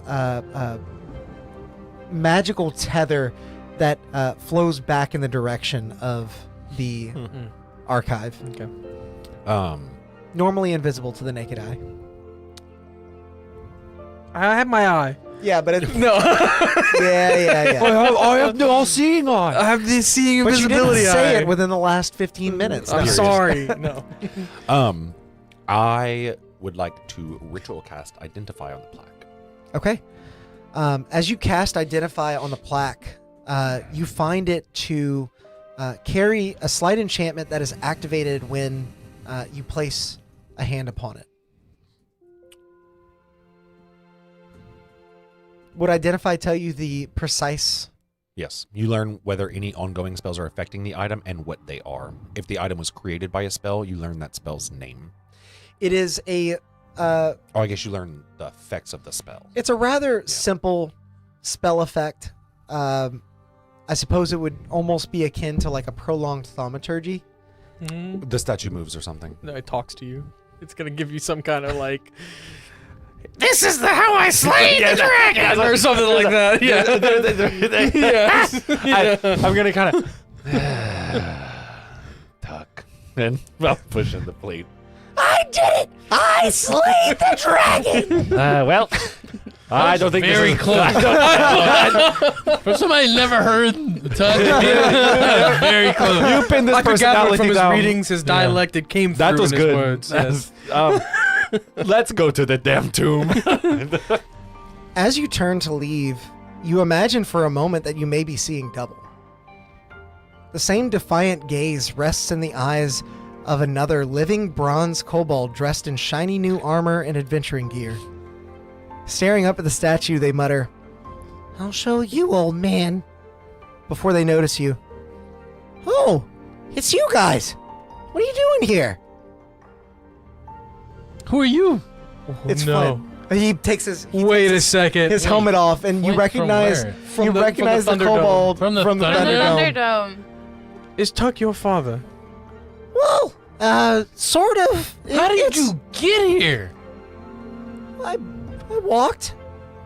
There's We absolutely flew. zero chance There's you made no it way here. you got here in the I same just got time. into town. They left before us. Remember, we went down into the tunnels and they left. So while we were that's true. underground, they Yeah, were but that was like a day. That's a day. we were down there for like 2 days. Okay, It was 3 days. Yeah. Oh, Okay. fuck. So you crossed an ocean. You got on a ship. No. No, no I ocean. crossed a river. Oh, that's right. We need to work on your What, you geography think I'm skills before you stupid or fly the something? ship again. Look, you just don't hit the ground. That's We'll have to make- one rule. We'll have to remember to tell Grimsic not to show him how to do the arcane Flint. scramble thing. What are you doing here? What are you Well, this going is, to show this old man? This is where Flint is from. Oh, I'm from here. makes sense. Yeah. Tuck, the Great Everlasting was actually Flint's great grandfather. So I'm assuming the everlasting gene did not keep up with the family. Well, no, kobolds have kids when they're young. Right. How old's your dad? Well, Dad's not around anymore. Oh, how old was he? He was 30. Right. Okay. And so, what adventure are you heading They off just stopped on having Yeah, what are birthdays you at trying to 30. with prove? with your new gear? Oh, well, technically my name is Tuck the 10th. Oh, Jesus. Jesus Christ. And, I like Flint. I like Flint better. Yeah, no. yeah, so do I. Yeah. I'm tired of living in the old man's shadow. I like Is it Tuck just the Tenth tuck, better. tuck, tuck, tuck, tuck, So- tuck, And tuck, I tuck, think it's tuck. high time that Goose. somebody claimed the treasure that Oh. that old coot hid away from his family. Right. So that's actually an interesting point that you bring up. Oh, yeah. Flint. So what's the situation with the tomb? Why can nobody come out of it successfully with the treasure? Well, it's said to contain the riches of a hero, and it draws a large amount of people here to Cauldrick. I think it might have, in all honesty, been the old man's way of bringing a little bit more tourism into the streets of Cauldrick. So you're saying it's fake? No, I think it's a destination. So okay, It's, do you know for It's a sure draw. if there is a treasure? well, yeah, What? No. Tuck was loaded. How do you know for sure? Did you see it? No, Have you no gotten any? one's seen it. Have you gotten any handed down to you as like your what's that word? Generational wealth. Tuck the No, 10th? and that's why I'm going to claim it. Yes, he's saying he. Many of he my people skirted live all in the way. squalor. We have to steal just to get by. What happened to the dragon's hoard? I don't know. It was given to the town to help rebuild. Oh, Yeah. That's right. Oh, that's right. That's So Tuck would have been So- in control of it. Yep. Flint, Yeah. do you want to come with us? We were going there too. Not do you? You're coming. I'm sorry. Say, well, after we've been through together, I have an idea. Well, Absolutely not. You're not getting a percentage of Before you anything. say anything, it's going to cost you. Well, Flint doesn't have any more money. What'd you do with it? He looks down at all his gear. What did he have? Like this? it's really nice armor Yeah. and a shield and a sword. Helmet, Well, With the an price adventuring tag pack. still on it. Guess what? Guess what? It's going to cost you some of your riches if you come. If we get you there successfully and back. Just like the deal you made with us previously, where we do all the work and you gonna still start- get some. What do you Start say we trying to rock, split it paper, scissors. 50-50? Rock. 50% for you. Paper. No. 50% for me. No, there are 4 of us. I bring valuable insight as a generational And what if we descendant of Tuck. what if we split it 6 Okay. ways? You bring your insight, and each of us brings our skills. So 6. You get a We'll 6. split it. We'll split I it get a 6 6. ways, and I get 3/6. No. And then you can figure out what to do with it. Okay, wait. Okay, Good luck. Drazad is confused. Good luck, Flint. Why is it 6 ways? There is 5 of us. Because he's part of it. 1, 2, 3, 4, 5. Yeah. Well, no, we he gotta was trying remember to give Grimzik. him- He was trying to.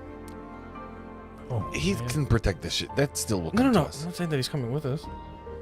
You're All right, saying we he'll gotta get the go. small We gotta one. go. At the very I'll least. tell you what. I'll tell you what. it's- I'm going to make you He didn't your own realize that- song. Deal. You're gonna what'd you say? Yeah. And you. And I'm going to call it Flint, the Spark of the East. What? Hold on. What are we promising here? Oh, Flint likes the sound of that. No. I start strumming to like. Wait, find the wait, tune. before he gets you your song. And then you agree to only taking 1/6 of the treasure. No, Well, just the your song. friend pointed out there's 5 of us. So I'll take a 5th. Well, We- sorry. we have one Drazad more did man in the forget party, about the other yeah. man that's with us. Listen, this treasure's not just for me. It's for my people. Hey, look. And his eyes get real big. Oh my God! you see, Drazad's in his hometown. All right, no song then. I I get on my knees and I look at him. I go, No. listen here. Hey, look, let's talk. Me. You're not. Like, You have already tried to swindle us once with that whole like party you naming us and all everything. didn't try to do no, anything. no, right? Because you did do it. hey, you take a 6th, and that is it. And we choose the sixth and a 6th. song. You get, and What yeah, happens- I'll give you the song. That's What fine. happens if one of you dies along the way? Then you still get Oh the 6th. God! Yeah. If I die, they get my 6th. And if I die, Gribzik gets my 6th. Who's Grimzik? Nobody that you Sounds need to like a worry chump. about. This is ridiculous. Gribzik the Great. Do You'd be you well roll? to Everybody know his roll name. initiative. I like to roll persuasion though to convince them to do 1/6 in a song. Yeah. Okay. Let's I see think if that's I can fair. roll above a 1. It will take at least that to beat him. That's a We have a 19 in the chat. no. That's a dirty 20. He sort of mulls it over and nods to himself. I think we can come to an agreement on that. After all, it's not just about the gold, it's about the title and the nature of it. And the potential weapon. And the seeing fame and as though- glory. Seeing as we've been through a lot together and now we're about to go on this new adventure, the least I could do is offer you a meal. My grand's making me a feast before I set out. Come on, I'll introduce you. Okay, do they know Okay. more about the what may lie for us in there? Oh, Grand's been around for ages, but maybe don't mention what we're doing. But Why? would it be okay if we ask questions about it, or is that also not allowed? Oh, you can ask questions. Okay. Just don't tell her where Flint's going. Okay. Is she worried about your safety? Yeah. Insight just- check that.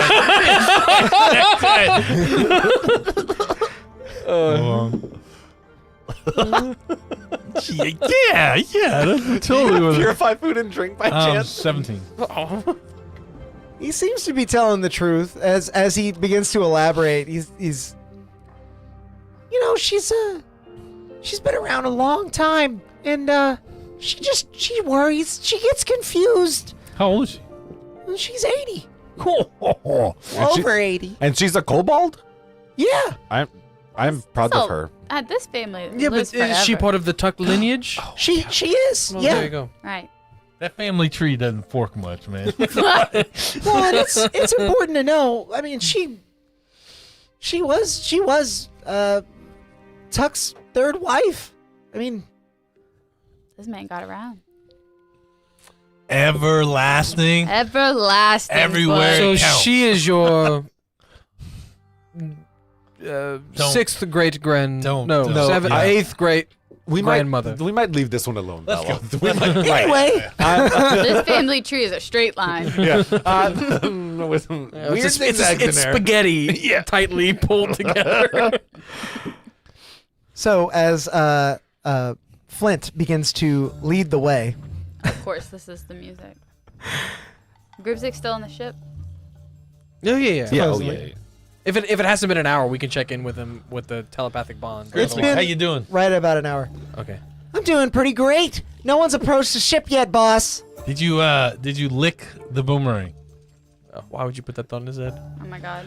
Because I want Not to see if you yet. did it. I want to see if you did it yet. We feel a zap in the telepathic bond. We're about to lose connection. We may be going into the mountain. We may be gone for a few days. Roger that. I'll only leave my post if I need to. You should have plenty of food and water, and the emergency contacts are on the fridge. Literally. Call me first in an emergency. The phone number for the pizza guy is there as well in case you get hungry. And 911 if you cut your finger. No, 911 is yelling at the fat man with the gut hanging out right over the board. God. Got it. Hey, what's all this white stuff? It's making my fingers tingly. Oh no. Is it? I look at Valor. What'd you leave there? White stuff making his fingers tingly. What Is could it like the what could that electricity be? coming No. off of the? Where Gribzik, did what you- are you touching? Where'd you find it? What? No, what are you messing with? It's everywhere. It's on the ground. It's on the ship. Oh, it's snow. I'm like, I'm like, don't snort that. No. Don't eat the yellow It's- stuff it's- either. Can I eat it? It's The fluffy. white stuff. If your fingers If are it's tingling, white, you yes. should probably go inside away Yes. from the snow. Yeah, and look, go in my room and find, and I tell them like where I have like my old set of clothes, and I'm like, go put those on. It's gonna help you. Okay.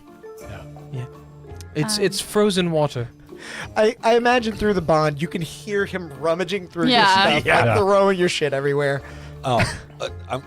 Hey, Gribzik, before we lose connection, Drazad is going to use a spell, okay? I'm going to speak in your mind one last time after I cast that spell.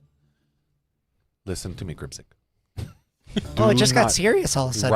Right. It did, Do not use this magic to respond to me unless it is a very important emergency. As far as like life or death, your death, Or the ship's life. or another. No, okay. I know what you're trying to do. The spell does say they have to answer immediately. Oh, it does? Yes. So as soon as you finish explaining, there's a long pause and you hear in your head, got it.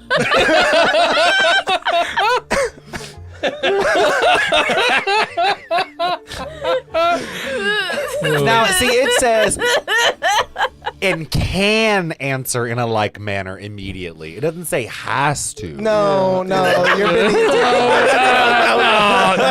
No. It was when Alex was deciding if he was going to respond or not, and he rolled the dice, and he just looked at me and started giggling. He was responding no matter what. no.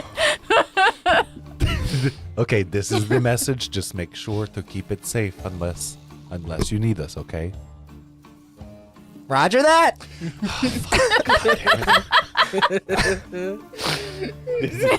This is the Should have made the sending all stones. over again. Yeah. Absolutely. Well, I can still decide. You all continue to navigate this tricky situation when finally, after about 20 minutes of walking, the entrance to the Kobold tunnels is little more than a modest hole in front of you in the side of a rocky cliff. Just wide enough for a person to crouch and squeeze through.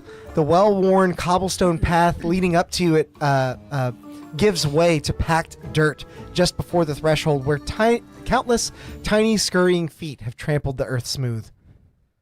Flint wastes no time. He continues in. And you all follow, I assume? Mm-hmm. Okay. We're going into the tunnels that are going to bring us to Tuck's grave.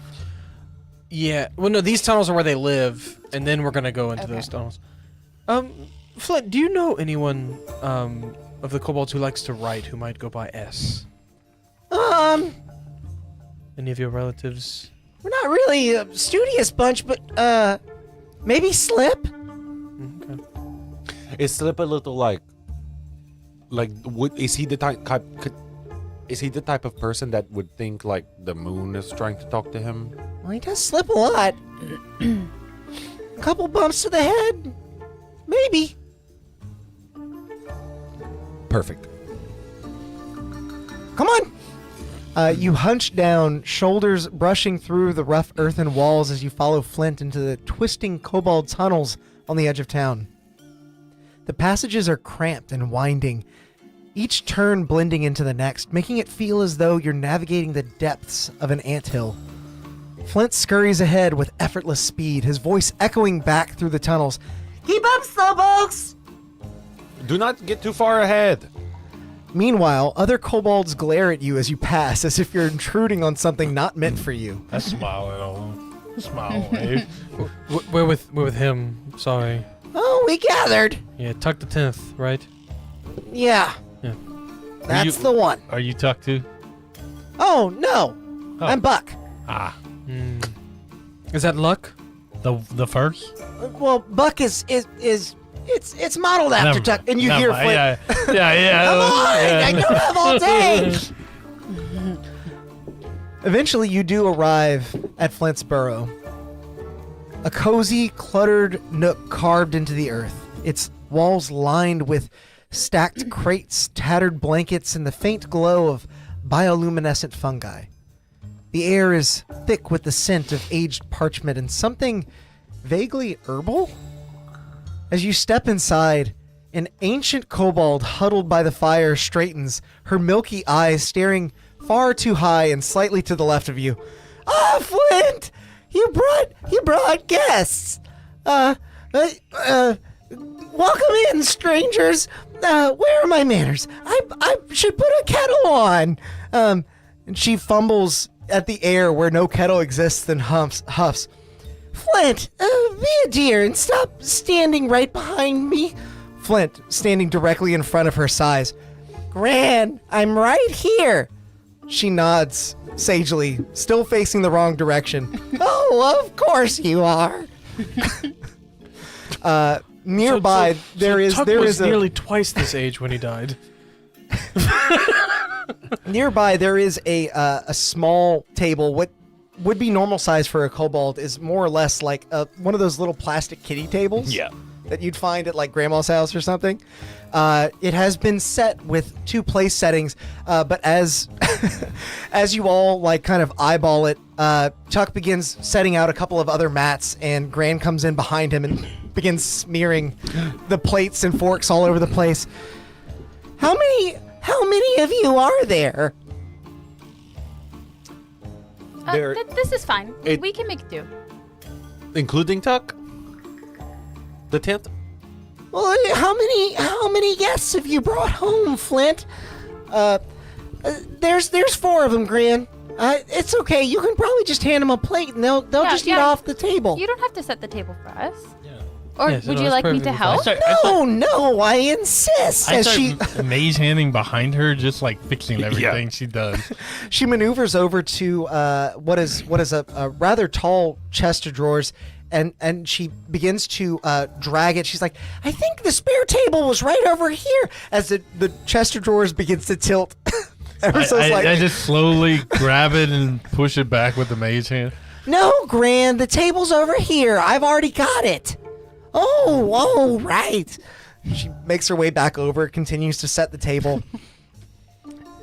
Flint eventually sighs and says, Gran, just sit here. I can see where you put all the food. I'll bring the dishes out and we'll serve our guests, okay? Yes, Flint. Yes, Flint, you're such a dear. What a nice boy, she says to the fucking wall.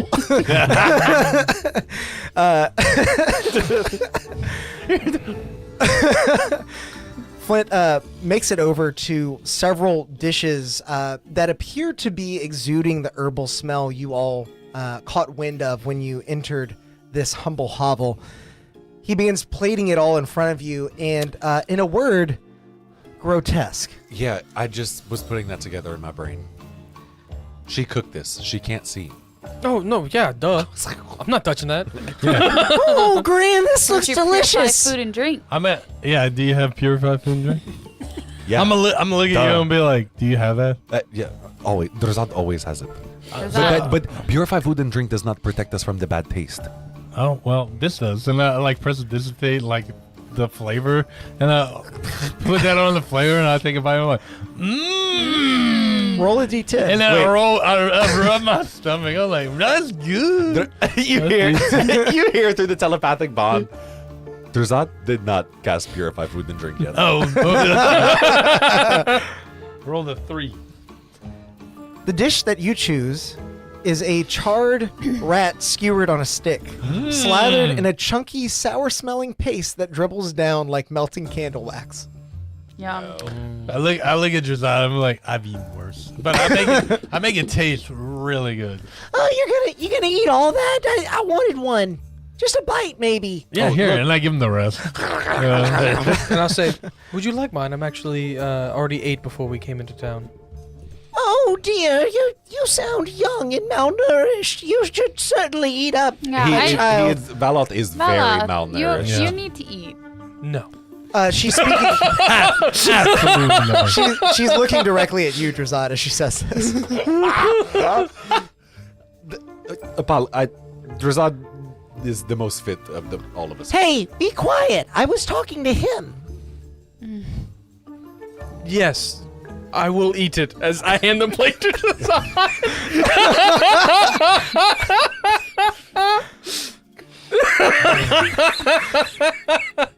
You gather that she thinks you're sitting where he is, and He's sitting. he's sitting where the yeah.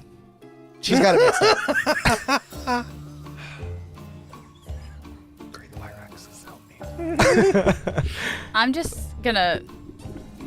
I'm gonna take a nock shoe flower off of my staff and kind of like use the petal like a lettuce wrap, and I'll take a bite. Okay, roll a d10. Before you I thought you were gonna stuff them in your nose so you couldn't smell anything. before you go to take a bite out, you'll see Drell be like, Pyraxis, please cleanse this food just in case this is crazy. Oh right, I I forgot make sure to to say take this. I don't want a lady to hear me. Now you do it. Yeah. Yeah. Huh. Do I have to roll a d10 now? What, you think I poisoned it? No, we just have to say our blessings to thank Great Pyraxus for everything he has blessed us with. Who's that? It's... you wouldn't understand. Bah! He's a giant. Ah! Who is your god? Well, Tuck. Oh, Which one? The Tuck is first, a the god second, the third? Tuck the Everlasting. He created all of this. Your late husband, right? Yes. You worshipped your husband. Have you That's visited his not grave to pay respects recently? complicated. Oh, no. I don't make my way over there. That's quite dangerous. Oh, why is it dangerous? Because Tuck made it dangerous. But for what reason? He felt that whoever so claimed his treasure needed to earn it first. And he didn't see fit to at least tell his wife how to get there to, like, again, to pay respects to his resting place? Oh, no. No. Did he tell you what the treasure was? Or like any hint, clue? Well, I do know that he was loaded.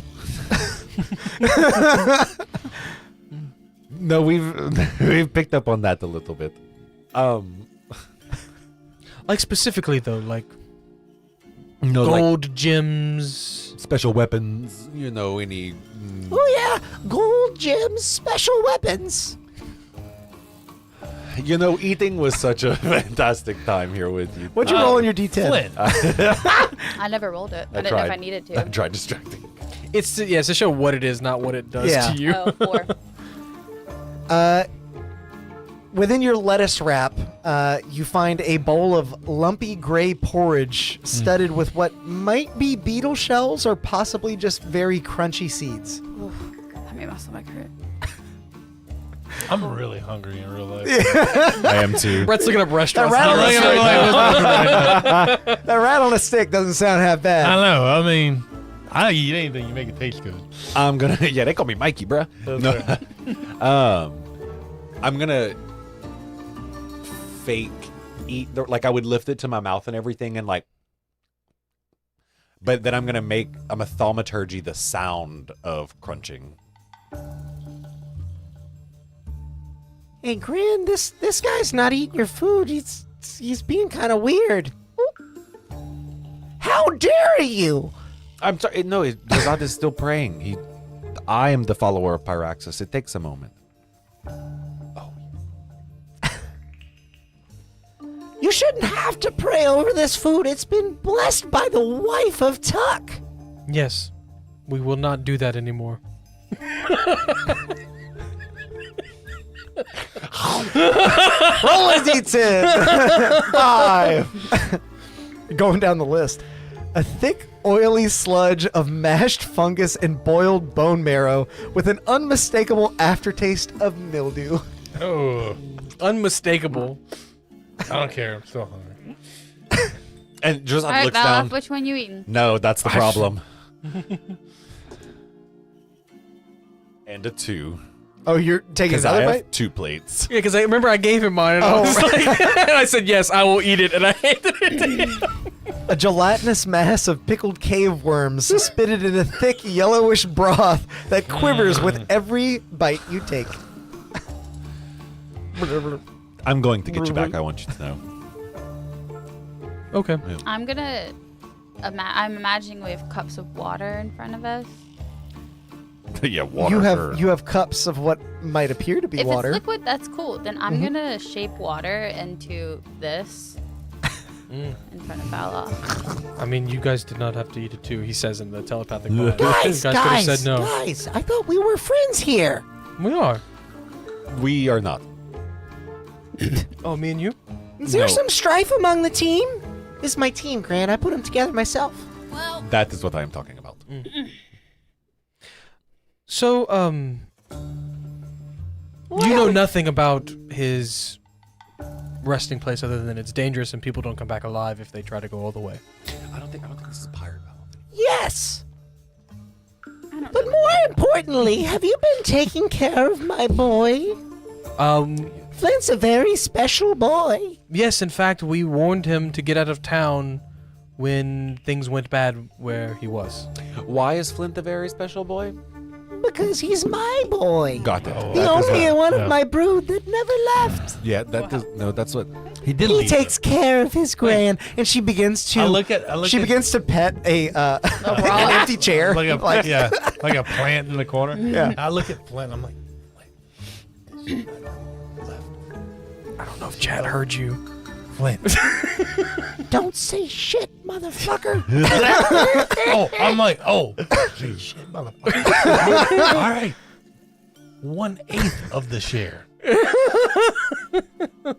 That wasn't the deal. Oh, great. Okay. Who's ready for seconds? Drazad already had the seconds. Thank you. Oh, great. That was good. So what kind of work you guys find yourselves in? We're in finances. Adventuring. I'm Adventuring finances must be a lucrative trade in this area. It is very Takes us much. all over the world. Yep. Wow. What's the furthest place you've been? Here. From where we started.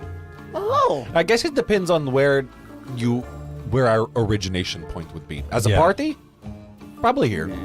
Well, then I'm humbled to have you here in my abode. Imsford might be further technically. It's like this way. Well, technically everywhere. I Oh. came from the Scar, and And it's then apparently Mesquite. always omnipresent, distant from everywhere. I see. Huh. And Flora's from the what Feywild. brings you to Cauldrick aside from, seeing my boy? That's pretty much it. Actually, yeah, that's what we came for. All the way here just for little old Flint. I start playing the ballad of Flint, the Spark of the East.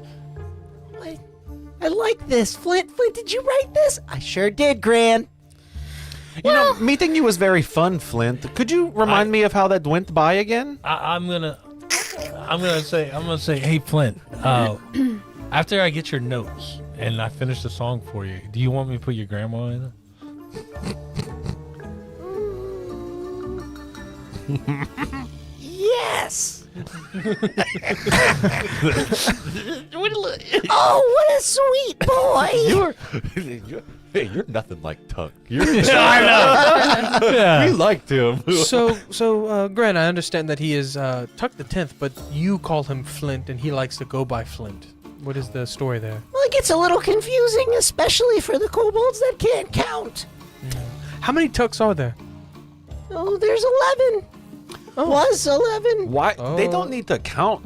Oh, to know so that. Tuck the 2nd, 3rd, 4th, Yeah. and then Tuck the 11th Is Tuck the 10th? is Tuck the 10th. That makes sense. But no, why- it isn't. Uh-huh. There would be a Tuck 11th. There was. What happened to him? Well, the same thing that happened in the 9th, 8th, 7th, 6th, 5th, 4th, and 2nd. They So how many died? Tucks are still alive? Wait, what about the third? Just 2. The third and the 10th? Yeah. What happened to the Tuck the 3rd? Where does he preside? Nobody really knows.